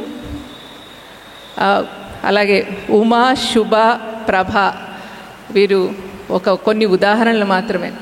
ఈ ఆడపిల్లలందరినీ ఠాగూర్ చిత్రించిన తీరు చూస్తే ఎంత మమకారంతో, ఎంత ఆప్యాయంగా ఒక తండ్రిలాగా తీర్చిదిద్దారు ఈ పాత్రని అనిపిస్తుంది. ఇక ఇంకో పాత్ర ఉంది, చారు శశి. ఈ అమ్మాయి కాస్త గారాబం ఎక్కువై కోపతాపాలు, ఈర్ష్యాసూయాలు దాచుకోలేని అమ్మాయి. అంటే అందరూ మంచి పిల్లల్ని, అమ్మాయిలందరినీ చక్కగా బుద్ధిమంతులనే గీశారని కాదు. ఇలాంటి ఒక పాత్ర అతిథిలో 9 ఏళ్ల శశిని కూడా ఠాగూర్ చిత్రిస్తారు. వారి మురిపాలు, ముచ్చట్లు, కనురెప్పల్లో దాగిన కలలు, అలకలు, అహంకారాలు, ఇలా ప్రతి సంవేదనలో చిన్నారుల సజీవ బాల్య ప్రతీకలుగా రవీంద్రుల వారు మర్చారు. 16 ఏళ్ల తారాపద ఇందాక అనుకున్నటువంటి ఈ టాంత్రమ్స్ త్రో చేసే చారు శశి ఇద్దరు కూడా ఒకే చోట ఉండాల్సి వస్తుంది. తారాపద సంస్కారి, అన్వేషకుడు, అతను స్వేచ్ఛాజీవి. అతడు మన ఎంతగా కట్టిపడేస్తాడో ఈ చారు శశి తల్లిదండ్రులు కూడా అంతగా కట్టిపడేస్తారు. ఆ అబ్బాయిని వీళ్ళు అల్లుడిని చేసుకోవాలనుకుంటారు. వాళ్ళు జమీందారులు, ఇతను మామూలు అబ్బాయి. అతను జమీందారులు అయ్యిండి ఆ అబ్బాయిని అల్లుడిని చేసుకోవాలనుకుంటారు. అంత చక్కటి బుద్ధిమంతుడు, ప్రవర్తన బాగుంది, సంస్కారవంతుడు. ఈ అమ్మాయి ఏమో అతని వేణు విరగొడుతుంది, అన్ని వస్తువులన్నీ విసిరేస్తుంది, కాళ్ళతో కొడుతుంది, అరుస్తుంది, కోపము ఇవన్నీ ఉన్నాయి ఈమెలో. 2 కోణాలు. చివరికి వాళ్ళిద్దరికి పెళ్లి చేయాలని అనుకుంటారు. ఇద్దరు పెంపకంలోనే ఉన్నది పిల్లలు ఎలాగ ఎదుగుతూ వస్తున్నారని ఇద్దరు పాత్రల్ని ఒకే కథలో సమాంతరంగా ఠాగూర్ చిత్రిస్తారు. కానీ మనకు చారు శశి మీద కోపం రాదు, అలాగని తారాపద మీద కూడా కోపం రాదు. ఎందుకంటే తారాపద సరిగ్గా పెళ్లి రోజున పెళ్ళి వద్దనుకుని వెళ్ళిపోతాడు. ఆ రోజు కూడా మనకు కోపం రాదు. అదే అతని వ్యక్తిత్వం, ఈ అమ్మాయి వ్యక్తిత్వం. అలా కోపం రాకుండా వాటిని రాయగలడం అనేది రచయితగా ఠాగూర్ చేసినటువంటి ఒక అద్భుతమైన చమత్కారం. నాన్నలా నేను సంరక్షించవలసిన నా చిట్టి తల్లి నా బాగోగులు చూసే అమ్మలా ఎప్పుడు ఎదిగింది అని ప్రభ తండ్రి, అది ఇందాక మనం అనుకున్న ఎడిటర్, చాలా ఆశ్చర్యపోతాడు. ఓ శుభోదయన పొద్దున్నే లేచి, అరేరే ఈ పాప 6 ఏళ్ల నా కూతురు ప్రభ, నేను నాన్నను కదా, నేను చూసుకోవాలి, నేను సంరక్షించాలి నా బిడ్డని, కానీ నాకు అమ్మలాగా ఎప్పుడు మారింది, నాకు సంరక్షకురాలుగా ఎప్పుడు మారింది అని ఆశ్చర్యపోతాడు. అప్పుడు ఆ ఎడిటర్ గారికి జ్ఞానోదయం కలిగింది. కానీ అప్పటికే 6 ఏళ్ల ప్రభ పెద్ద మనిషి, అంటే పెద్దదైపోయింది, బాల్య మాధుర్యాన్ని కోల్పోయింది. 6 ఏళ్లకి ఆరిందలాగా కుటుంబాన్ని చక్కదిద్దుతోంది. ఇక ఆమె బాల్యం అమ్మాయికి తిరిగి రాదు. ఆ తండ్రి గ్రహింపు ఒక్క ప్రభకే పరిమితం కాలేదు. ఎందరో పిల్లలు అచ్చంగాయలు, దాగుడు మూతలు ఆడుకోవాల్సిన పసితనంలో కుటుంబ బాధ్యతలు మోసే పెద్దవాళ్ళు అయిపోయారు. చాలా సహజంగా వాళ్ళు బాల్యాన్ని వారు కోల్పోయారు. అతని ప్రశ్న, అంటే ఈ సంపాదకుడి ప్రశ్న అనేక ప్రశ్నలు లేవనెత్తుతుంది. వాటికి సమాధానాలు ఆనాటి బెంగాల్ సమాజంలోని బాలికల స్థితిగతులలో ఉన్నాయి. వారిపై కట్టడి, కట్టుబాట్లు, అవిద్య, బాల్య వివాహాలు, బాల వితంతువులు, బాలింత మరణాలు, శిశు మరణాలు, కుటుంబ బాధ్యతలు ఒక పక్క.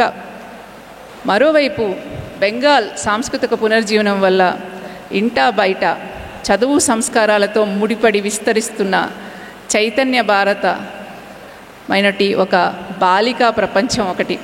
ఈ రెండిటి మధ్య బెంగాలీ బాలిక ఎదుగుతోంది. వాళ్ళందరినీ కూడా ఠాగూర్ చాలా చక్కగా తన కథల్లోకి ప్రక్షిప్తం చేశారు. అందుకే మనకి చారు శశి కోపాలపై, ఆమె విసురులపై మన కోపం రాదు. చాలా సంకుచితంగా పెరిగిన ఆమె పెంపకపు నేపథ్యం అర్థమవుతుంది. తనకేం కావాలో స్పష్టంగా తెలిసిన తారాపద మనకు ఒక కొలమానం అవుతాడు. భిన్న నేపథ్యాలు కలిగిన ఇద్దరిని సమాంతరంగా అర్థం చేసుకునే లాగా మనందరికీ ఒక నమూనానిచ్చి ఆ చిత్రణ చేసిన నైపుణ్యం మాత్రం రవీంద్రునిది. బాల్యాన్ని కోల్పోయిన పిల్లల్ని రాసినంత శ్రద్ధగా, సూక్ష్మంగా పెద్దలలో వీడని బాల్యాన్ని రవీంద్రనాథ్ ఠాగూర్ రాస్తారు. వారిలో ప్రధాన పాత్రలు స్త్రీలే. ఈ స్త్రీలు బాలికల్లా ప్రవర్తిస్తుంటారు. వారు మనకి నవలల్లో కనబడుతుంటారు. ఈ నవలలు కొన్ని మీరు చదివే ఉంటారు. చోకర్ బాలి నవల్లో కపటం ఎరుగని ఆశాలత కంటికి నలుసైన వినోదినితో అరమరికలు లేకుండా స్నేహం చేస్తుంది. ఇది అచ్చంగా కాబూలీవాలాతో స్నేహం చేసిన 5 ఏళ్ల మినీ లాంటి స్నేహం. కపటం లేదు తనకి. మంచమ్మాయి పలకరిస్తుంది, సంతోషంగా ఉందని చేస్తుంది. ఆమె ఆ కథ గురించి మీకు తెలిసే ఉంటుంది.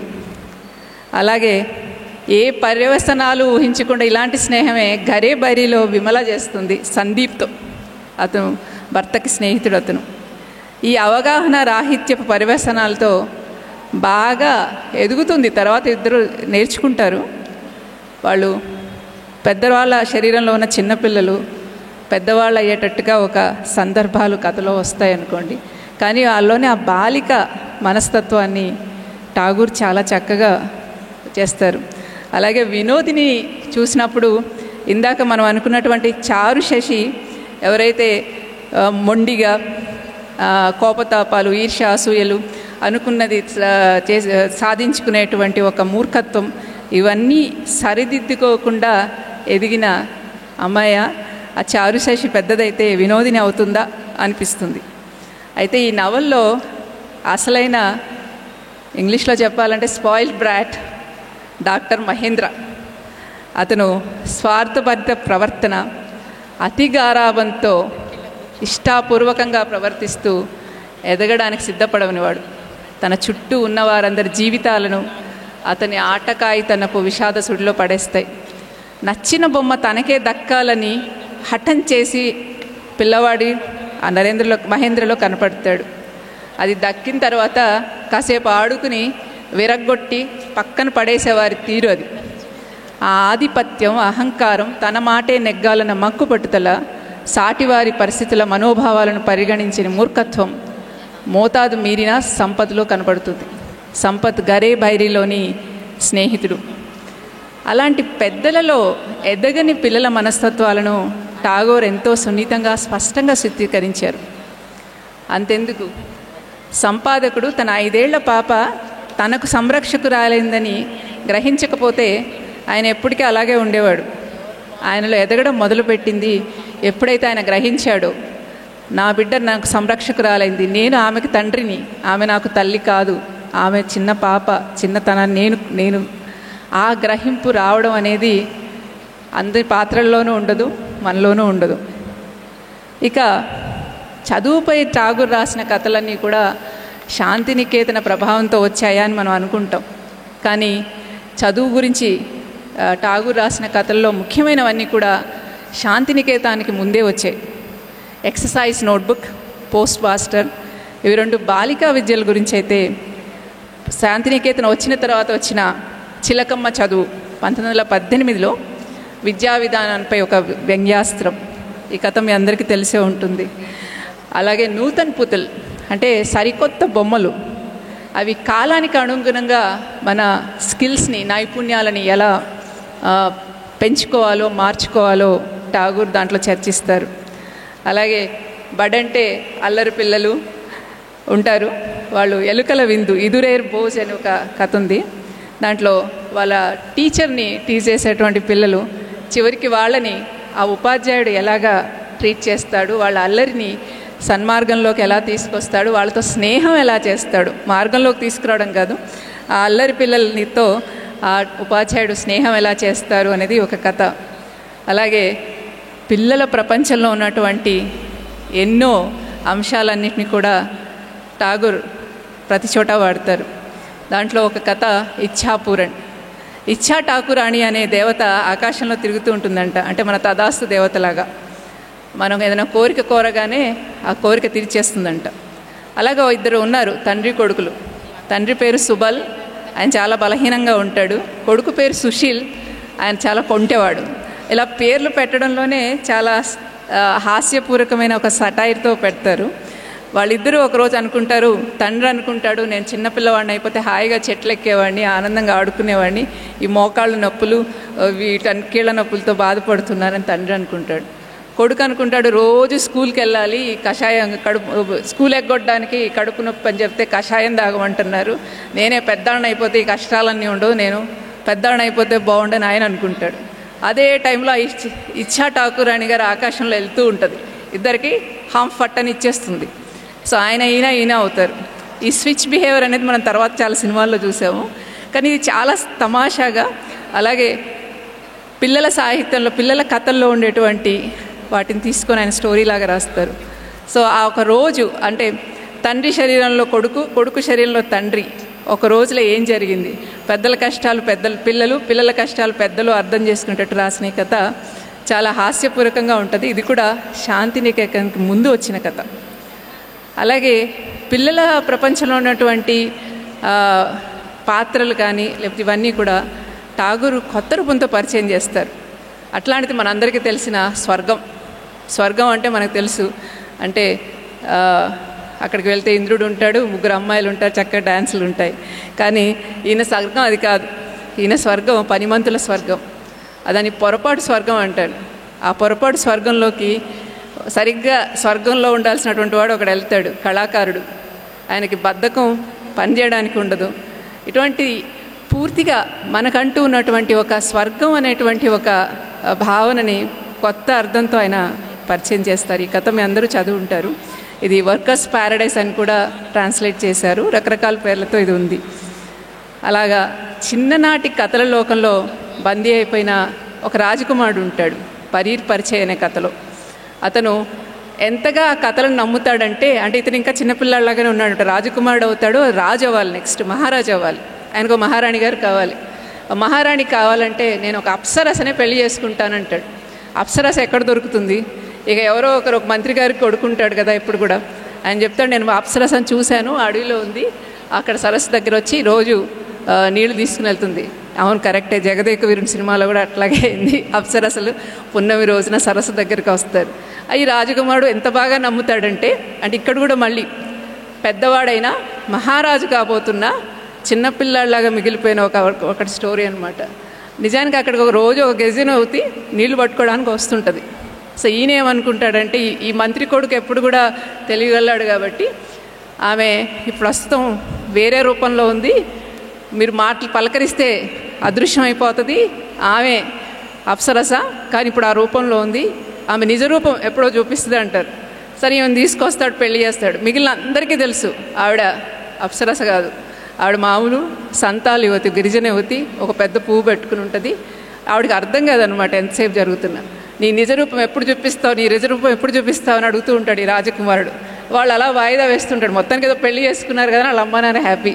కానీ చివరికి ఒకరోజు సరేకి తట్టుకోలేక ఒక పున్నమి రోజున ఫ్లవర్స్ అంటే పారిజాతం పూలు అన్నేసి మొత్తం అందరినీ పిలిచి ఇలాంటి ఒక వేదిక మీద ఇక ఆవిడ నిజరూపం చూపిస్తానని చెప్తుంది. తీరా వస్తే ఆమె రాదు. ఏమైందంటే మళ్ళీ చెప్తాడు ఆ మంత్రి గారు, ఆమె అదృశ్య రూపంలో ఉంది, అప్సరస కదా. సో ఇది ఇందాక అనుకున్నట్టుగా పెద్దవాడైనా పిల్లాడిగా మిగిలిపోయిన ఒకటి కథ.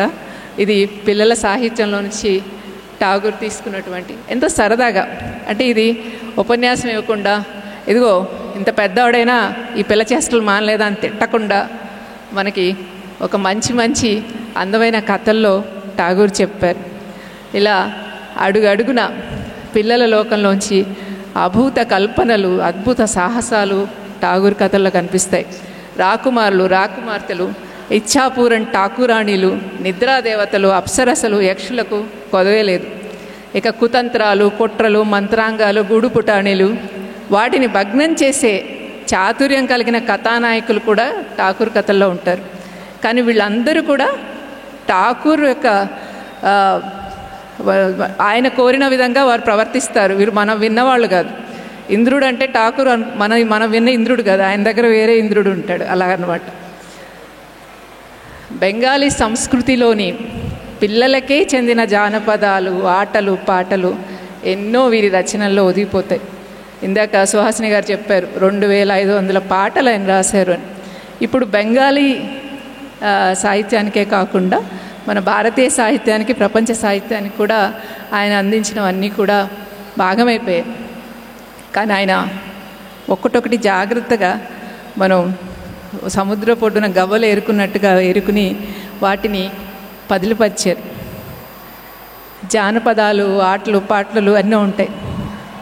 సంపెంగ పువ్వులుగా మార్చేస్తారు. ఒకసారి ఇది మరి మామూలు కథే. ఒక సవితి తల్లి వస్తుంది, మొదటి భార్య రాజుగారి రెండో భార్య, ఆమె మొదటి భార్య చనిపోతుంది. ఆమె సవితి తల్లిగా వచ్చిన ఆవిడ ఆ 7 రాజకుమారుల్ని సంపెంగ పువ్వులాగా మార్చేస్తుంది. అడవిలో సంపెంగ పువ్వులు అవుతారు. వాళ్ళని మళ్ళీ రాజకుమారులను చేసి వాళ్ళకి రాజ్యం అప్పించాలి. ఆ పని ఆ సంపెంగ పువ్వుల చెల్లెలు పరువులు చేస్తుంది.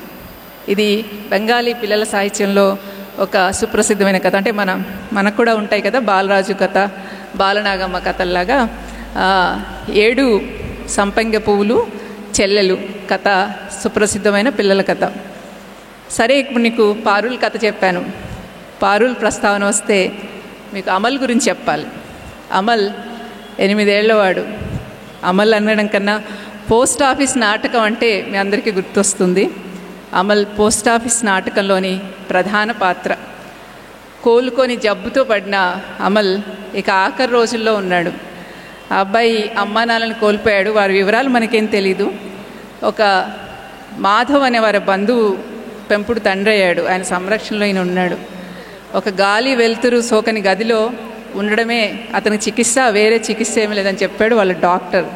సో అన్నీ గాలి వెలుతురు లేకుండా కిటికీలన్నీ బంధించేసి ఒక గదిలో కూర్చోబెట్టారు. అక్కడున్న ఒక కిటికీ రోడ్డు వైపు ఉంది. ఈ అబ్బాయి పిల్ల చేస్తలు కదా, కొంచెం తలుపు తీసి దారిన పోయే వాళ్ళందరితో స్నేహాలు చేశాడు. అలా గదికే పరిమితైపోయిన ఆ పిల్లవాడి కథ అమల్.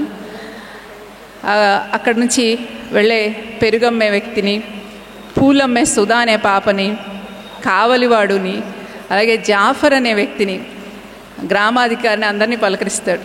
ఈ బాబాయికి అంటే ఈ మాధవ్ దత్తాకి వాళ్ళ పెంపుడు తండ్రికి ఈ జాఫర్ అంటే ఇష్టం లేదు. ఎందుకంటే జాఫర్ అంతా దేశాలని తిరుగుతూ కొంచెం జ్ఞానం ఉన్న మనిషి, అతనంటే ఇష్టం లేదు. అందుకని అతడు మారువేషంలో ఫకీర్లాగా వస్తాడు. జాఫర్ లాగా వస్తే అలో చేయట్లేదు అని చెప్పి.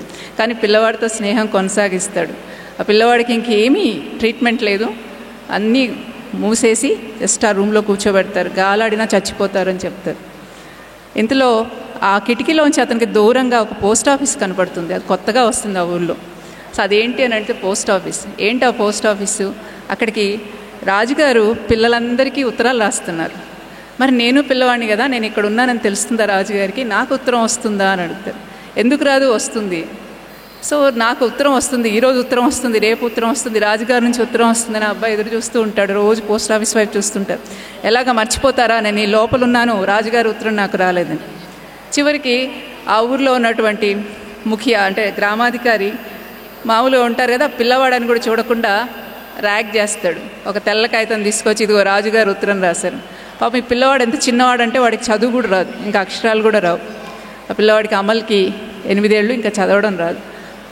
చూపిస్తాడు, దూరంగా చూపిస్తాడు. ఏముందంటే ఊరికి ఏదో చదువుతుంటాడు, తెల్ల కాగితం అది. వీళ్ళందరికీ కోపం వస్తుంది, పెద్దవాళ్ళందరికీ, ఎందుకు ఇలా చిన్నపిల్లని అలా మోసం చేస్తున్నారు అంటే. ఇట్లాంటి వాళ్ళు కూడా ఉంటారు మన పెద్దవాళ్ళ పిల్లల్ని మోసం చేసేవారు. సో ఆ తెల్ల కాగితం చూపిస్తూ ఉంటాడు. ఆ పిల్లవాడు ఉత్తరం వచ్చింది నాకు రాజుగారి నుంచి అని. అలా వీళ్ళని టీచ్ చేస్తున్నప్పుడు నిజంగానే రాజుగారి దగ్గర నుంచి ఒక బంట్రోత్ వస్తాడు, వార్తాహరుడు వచ్చేసి ఇవాళ రాత్రి రాజుగారు వస్తున్నారు నిన్ను కలవడానికి అంట. వెంటనే వాళ్ళ పెంపుడు తండ్రి అంటాడు, రాజుగారు మన ఇంటికి వస్తున్నారు, అయితే ఏం అడుగుతావు? సో ఇంత లోపల డాక్టర్ వస్తాడు, రాజవైద్యుడు. రాజుగారు వచ్చే ముందు రాజవైద్యుడు వస్తాడు. రాజవైద్యుడు ఏంటి పిల్లవాడిని ఇలాగా చీకట్లో పెట్టేశారు, గాలి వెలుతురు ఆడకుండా, ముందు కిటికీలన్నీ తెరిచేసేయండి, తలుపులన్నీ తెరవండి, తెరలన్నీ తీయండి, గాలి ధారాళంగా రావాలి, బాబు బాగుపడాలంటే. పిల్లవాడికి ఇష్టమైన మాట అది. సో చాలా హుషారు వస్తుంది. పెంపుడు తండ్రి అడుగుతాడు, ఏమని అడుగుతావు? రాజుగారు వస్తే, రాజుగారు మన ఇంటికి వస్తున్నారు నిన్ను చూడడానికి, ఏమడుగుతావు అంటే, నన్ను పోస్ట్ మ్యాన్ చేయమని అడుగుతాను. నేను ఇంటింటికి వెళ్ళి అందరికీ కబుర్లు చెప్తాను, అందరికీ సందేశాలు తీసుకెళ్తాను, సంతోషాలను పంచుతానంట. ఈయన అంటాడు వాళ్ళ బాబాయ్, నువ్వు ఒట్టి వెర్రిబాగులు వాడివి, రాజుగారు వస్తున్నారు, మన పరిస్థితి చూసావు కదా, కాస్త ఇళ్ళు వాకిళ్ళు ధనం సంపదలు అడగమంటాడు. అది తేడా. సరే కాసేపటికి ఆ అబ్బాయికి కళ్ళు మూతలు పడతాయి. ఈ సుధా అంటే ఒక అమ్మాయితో మాట్లాడుతూ ఉంటాడు. ఆ అమ్మాయిని ఎప్పుడు వీడు అడుగుతూ ఉంటాడు, ఇప్పుడు పరుల్లాగా, అంటే పరులు అంటే ఇందాక మనం చెప్పుకున్న 7 సంపెంగ పూల్లో మనుషులుగా చేసినటువంటి చెల్లెలు, ఆ పరుల్లాగా నన్ను నువ్వు కాపాడుతావా, పరుల్లాగా నన్ను గుర్తుపెట్టుకుంటావా అంటాడు. ఈ అమ్మాయి చాలా ఏమంటారంటే ఇండిపెండెంట్ అనమాట. నేను పరుల్ని కాదు, నేను సుధని, నేను పువ్వులు అమ్మే సుధని అంటాడు. సరే ఈ అమ్మాయి మళ్ళీ సాయంకాలం పువ్వులు తీసుకొచ్చేసరికి ఈ అబ్బాయి కళ్ళు మూతలు పడుతూ ఉంటాయి. అప్పుడు ఆ పువ్వులు ఇచ్చి నేను సుధలాగానే అమల్ని గుర్తుపెట్టుకున్నానని చెప్పండి అంటుంది. ఆ ఒక్క సెంటెన్స్లో పాస్ట్ టెన్స్ వాడి ఠాగూర్ ఆ పిల్లవాడు చనిపోయాడని చెప్తాడు. ఇది ఠాగూర్ రాసిన నాటకాల్లో చాలా మార్మికతతో రాసిన నాటకం అంటారు. అంటే దీని రకరకాల విశ్లేషణలు ఉన్నాయి. ముఖ్యంగా ఇది చెప్పిన రాజుగారు రాజు కాదని దేవుడని, మృత్యు అని, తర్వాత ఆ బాబు ఇప్పుడు మృత్యు దీంట్లో ఉన్నాడు కదా. ఇటువంటి రకరకాల విశ్లేషణలు అని, గంభీరమైన లోతైన విశ్లేషణలు జరుగుతాయి. కానీ ఇక్కడ ఒక పిల్లవాడు చుట్టూ జరిగినటువంటి ఇది ఈ నాటకం ఠాగూర్ గీతాంజలి కన్నా ముందు వచ్చింది. ఇది 1912లో బెంగాలీలో వచ్చింది.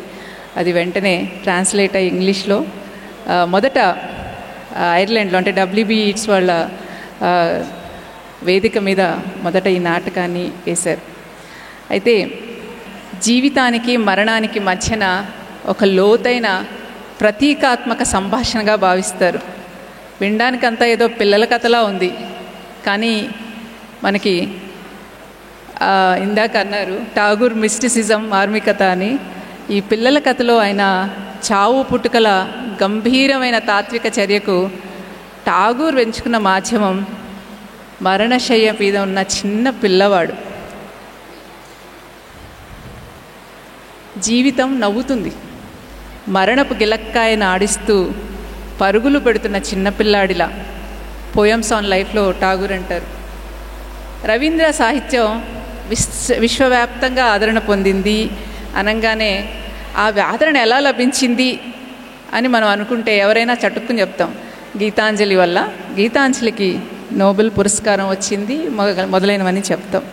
కానీ గీతాంజలి కన్నా ముందు, అంటే గీతాంజలి 1913లో నోబెల్ బహుమతి వచ్చింది.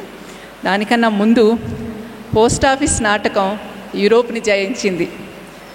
శిశు కవితల ఇంగ్లీష్ అనువాదం ఇది ఠాగూరే చేశారు స్వయంగా, ది క్రెసెంట్ మూన్ అని. తర్వాత మేరీ మూర్ గారు ఫ్రెంచ్ అనువాదం చేశారు క్రెసెంట్ మూన్ని. క్రెసెంట్ మూన్ మొత్తం యూరోప్ని, మొత్తం పాశ్చాత్య ప్రపంచాన్ని ఠాగూర్ని పరిచయం చేసింది. బెంగాలీ కలం మొదట పోస్ట్ ఆఫీస్తో, క్రెసెంట్ మూన్తో ఠాగూర్ని తీసుకెళ్ళింది. ఆ తర్వాత గీతాంజలి వచ్చింది. ఈ రెండింటి అంశాలు మానవులైన వారిని ఎవరినైనా స్పృశించగలిగేవి. అవి అందరికీ చెందినవి. ఇవి నేననట్లేదు. 1913లో గ్లోబ్ పత్రిక ప్రశంసలు కురిపించింది. అంటే గీతాంజలి మేధావులది, తాత్వికులది, గంభీరమైనది, పెద్దవాళ్ళది. కానీ చిన్నపిల్లల మాధ్యమంగా తీసుకొని ఠాగూర్ రాసినటువంటి ఈ శిశు, ఇందాక మా అన్నారు 1901లో బెంగాల్లో రాశారు. తర్వాత క్రెసెంట్ మూన్ పేరిట 1912లో ఇంగ్లీష్లోకి, అదే ఏడాది మేరీ మూర్ గారు ఫ్రెంచ్లోకి ట్రాన్స్లేట్ చేశారు. అయితే ఈ క్రెసెంట్ మూన్ అలాగే పోస్ట్ ఆఫీస్ గీతాంజలి కన్నా ముందుగా ఠాగూర్ని విశ్వవ్యాప్త రచయితను చేసింది. బెంగాలీ సాహిత్యాన్ని, భారతీయ సాహిత్యాన్ని విశ్వవేదిక మీద తీసుకెళ్ళిన విషయం బాల్యం. అది బాల్యం కథన మూలకమైనటువంటి రవీంద్ర సాహిత్యపు ఇంద్రజాలం, చమత్కారం. మరొకసారి గ్లోబ్ వాళ్ళ ప్రశంసను మళ్ళీ చదువుతాను. ఆ రెండింటి అంశాలు మానవులైన వారెవరినైనా స్పృశించగలిగేవి. అవి అందరికీ చెందినవి. ఠాగూర్ గోరా నవల్లో ఒక అనాథ ఐరిష్ పిల్లవాడిని తీసుకొచ్చి సాంప్రదాయ కులీన పద్ధతుల్లో పెంచి ఆయనకి బ్రహ్మజ్ఞాన ఉన్నటువంటి ఒక అమ్మాయితో, ఇద్దరితో హిందూ బ్రహ్మ సమాజపు డిస్కషన్స్ వగైరాలన్నీ చాలా లోతుగా జరుగుతాయి. అవన్నీ కూడా చాలా గంభీరమైనవి. సో పరిమితులు ఉన్నాయి, అర్థం కావు. నా బోటాళ్ళు కూడా చదివిన అర్థం కాకపోవచ్చు. కానీ ఒక అమల్, ఒక ఫతిక్ చక్రవర్తి, లేకపోతే ఒక మిలి, వీరందరినీ కూడా అర్థం చేసుకోవడానికి మనం మామూలు మనుషులం అయితే చాలు.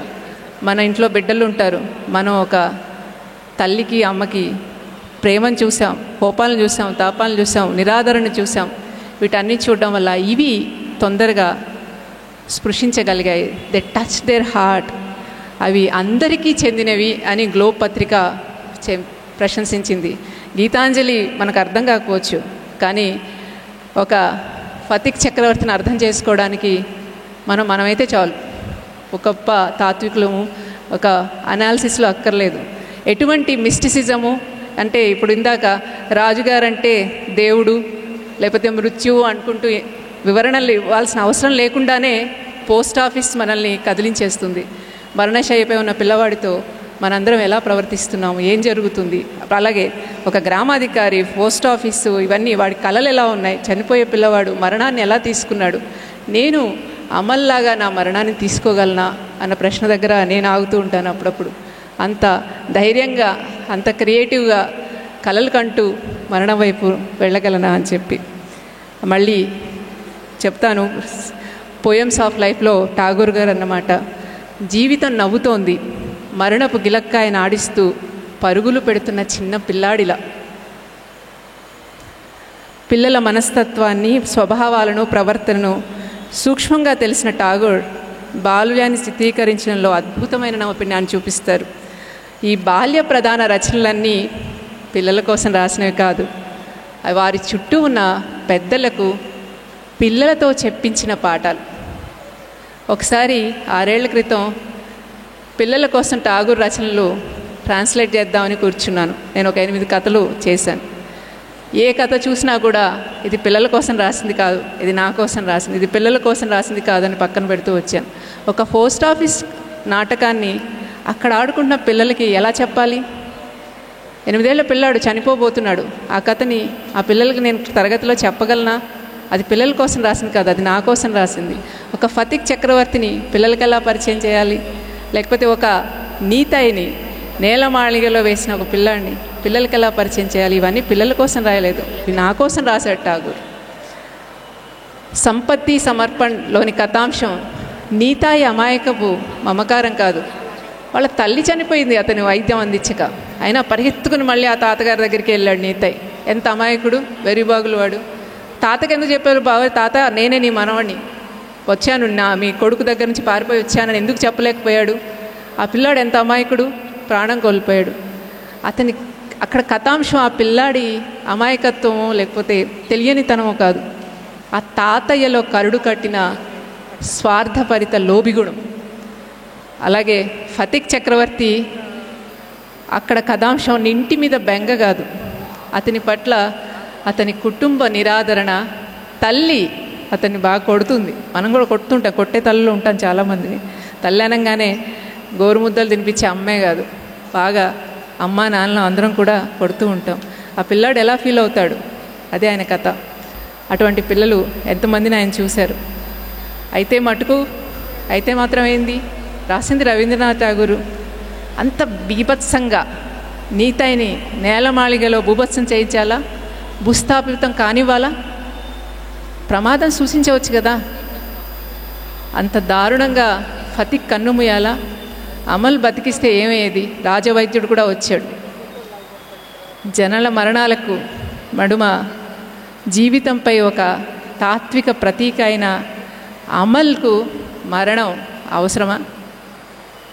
ఎంతటి కరుడు కట్టిన హృదయంలోనైనా కరుణార్ధతను తట్టి లేపగలిగే శక్తి పసితనానికి ఉంది.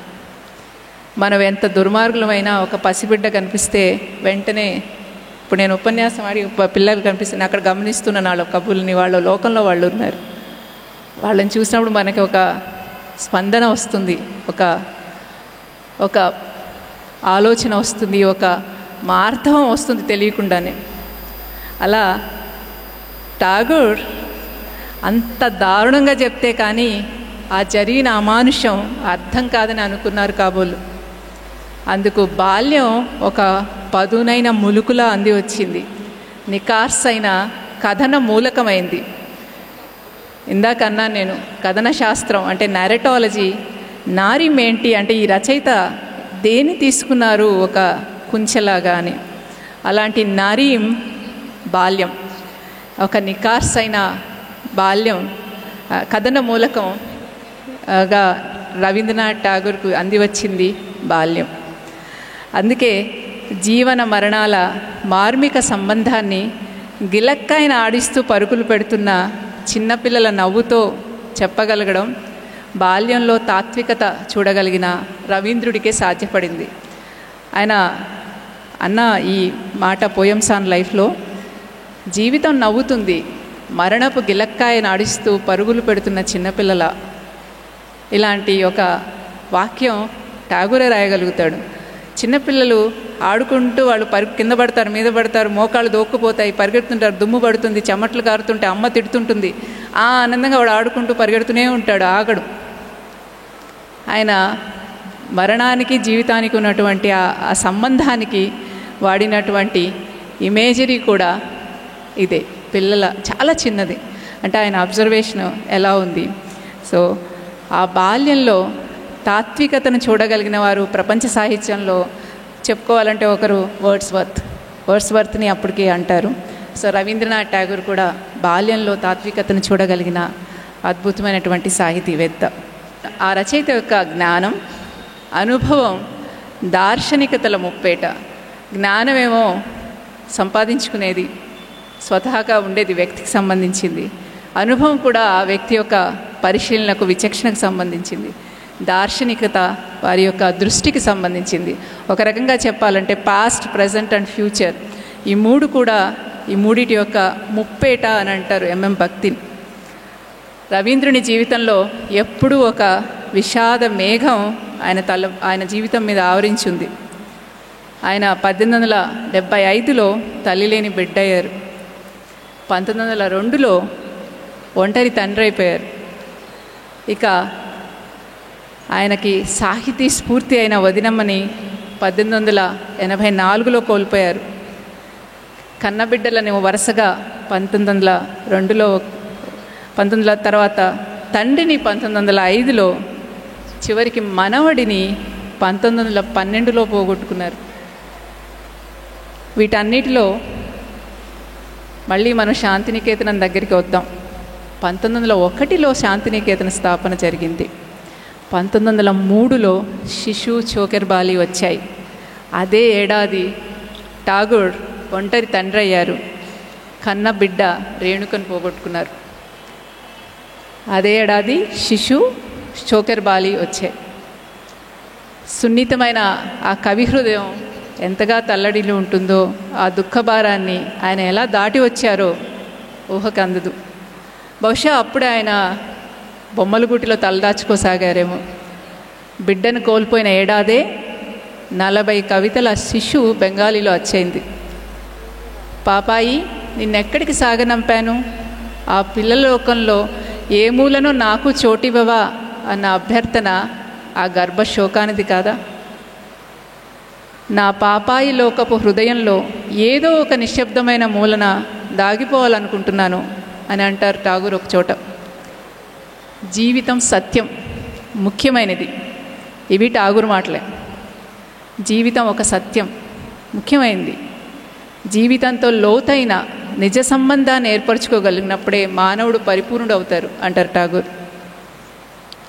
తన 80వ పుట్టినరోజున జన్మదినాయి అని చెప్పి ఇందాక సుహాసిని గారు లాస్ట్లో వరకు చివరి వరకు ఆయన రాస్తూ వచ్చారు. ఆయన పుట్టినరోజును కూడా రాశారు. 80వ పుట్టినరోజున, నేను ఈ పుడమి కవిని, ఈ నేలలోని ధ్వనులన్నీ నా వేణువులో నిండి స్వరాలుగా ప్రతిధ్వనిస్తాయి. ఆ రాగ సాధనలో ఎన్నెన్నో ధ్వనులు నేను స్పృశించనే లేదు, ఎన్నో స్వరాలు తప్పిపోయాయి. ఆ బహుమహ ప్రజ్ఞాశాలికి ఇంకా నేర్వవలసిన పాఠాల కోసం వేచి ఉన్నారు. అచ్చంగా అప్పుడే నేర్వడం మొదలుపెట్టిన చిన్న పిల్లాళ్ళలాగా నేర్చుకోవడానికి సుముఖంగా ఉండడం పిల్లల స్వభావం. అది రవీంద్రని బోలై కథలో మరింత స్పష్టంగా తెలుస్తుంది. పసితనానికి ప్రకృతికి ఉన్న అవినాభావ సంబంధం, ప్రకృతి నుంచి మనం సహజంగా నేర్చుకోవడం ఎలాగా ఉంటుంది, ఆ బంధాన్ని ఆయన బోలై కథలో రాస్తారు. బోలై అంటే అమాయకుడు, మనం బుజ్జి చిన్నిలాగా. ఆ సమీకరణాన్ని అర్థం చేసుకునే క్రమంలో జీవితం అర్థమవుతూ వస్తుంది. ఈ ప్రకృతికి పసితనానికి ఉన్నటువంటి ఆ సమీకరణాన్ని అన్వేషించి రవీంద్రుడు మన ముందు ఆవిష్కరిస్తారు. అందుకే రవీంద్రుడు ఏమంటారంటే, ఇందాక అనుకున్నాం కదా, వారి జీవితం మీద ఒక పెద్ద విషాద మేఘం ఎప్పుడూ కమ్ముకునే ఉంది. కానీ రవీంద్రులు అంటారు, నా జీవితంలో కమ్ముకుంటున్న మేఘాలు ఏక కుంభవృష్టిని మోసుకురావడం లేదు, వరదను తీసుకురావడం లేదు, నా సాయం సంధ్యకు రంగులద్దుతున్నాయి. స్ట్రేబర్డ్స్లో 1916లో అంటారు, నా జీవితంలో కమ్ముకుంటున్న మేఘాలు ఇక కుంభవృష్టిని మోసుకురావడం లేదు, వరదను తీసుకురావడం లేదు, నా సాయం సంధ్యకు రంగులద్దుతున్నాయి. కారు మేఘాలకి రంగులద్దగల నైపుణ్యం ఆ బాల్యపు చమత్కారం కాక మరేమిటి? బాల్యం ఒక ఉపశమనం, ఒక ఓదార్పు, ఒక ఆశ, ఒక నమ్మకం. అదిగో రవీంద్రునిలో ఒక కన్న తండ్రిని, ఒక ఉపాధ్యాయుడితో పాటు నాకు ఒక పసి బాలకుడు కనపడుతున్నాడు. అసలు రవీంద్రుడు బొమ్మల గూటిని వీడి వెళ్ళిందెప్పుడు? అసలు రవీంద్రుడు బొమ్మల గూటిని వీడి బయటికి వెళ్ళిందెప్పుడు? Thank you. శ్రద్ధగా విన్న మీ అందరికీ ధన్యవాదాలు. గంగ వెల్లువ కమండలంలో మిగలదు అన్నాడు ఒక సినిమా కవి అన్నట్టుగా, రవీంద్రుని యొక్క సాహిత్యంలోని బాల్యం గురించి రాయడానికి చేసిన ప్రయత్నం చాలా అరకొరగానే ఉంటుంది. ఏమైనా మిస్ అయి ఉంటే నన్ను క్షమించండి. చాలా సంతోషంగా ఉంది ఈ సాయంకాలం ఇక్కడ అందరితో మాట్లాడడం. అది కూడా హోమ్ కమింగ్ లాగా ఉంది నాకు. నేను అన్నట్టుగా 25 ఏళ్ల తర్వాత వర్ధమాన సమాజం వేదిక మీద మళ్ళీ నేను మాట్లాడుతున్నాను. అందుకు వర్ధమాన సమాజం వారందరికీ కూడా ధన్యవాదాలు. ముఖ్యంగా వినయ గారికి, శ్రీనివాసరెడ్డి గారికి ఈ అవకాశం ఇచ్చినందుకు, మీ అందరికీ విన్నందుకు థ్యాంక్ యూ. బొమ్మలగూటిలో ఠాగూర్ రవీంద్రన్ సాహిత్యంలో బాల్యం గురించి విపులంగా ఉపన్యసించినటువంటి డాక్టర్ చంద్రలత గారికి ధన్యవాదాలు. తర్వాత ఈరోజు పాటలు పాడినటువంటి చిన్నారులకు చిరు బహుమతులు అందజేస్తారు.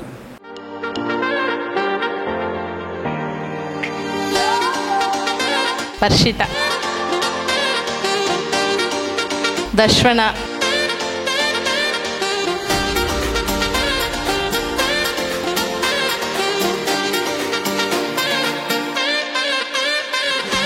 అనన్య.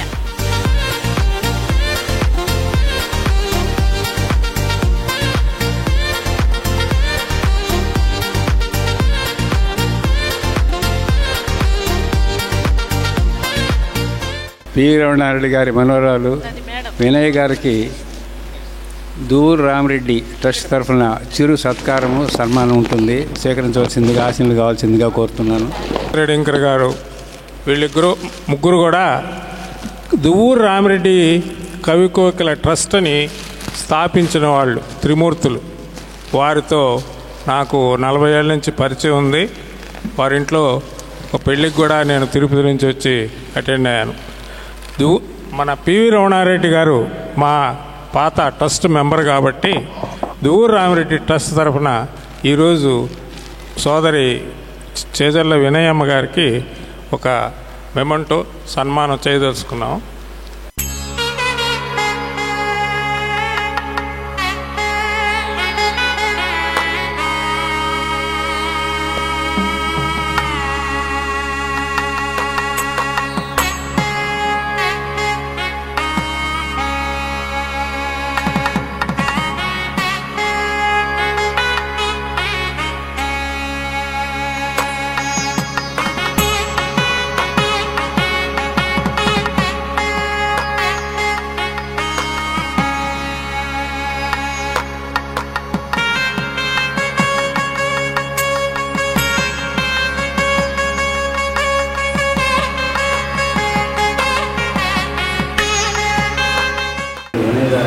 ఇక్కడ ఇచ్చేసినటువంటి సాహిత్య అభిమానులకు అందరికీ పద్మాన సమానం తరఫున ధన్యవాదాలు తెలియజేసుకుంటూ ఈ సభ ముగిసింది. సెలవు తీసుకుంటున్నాను.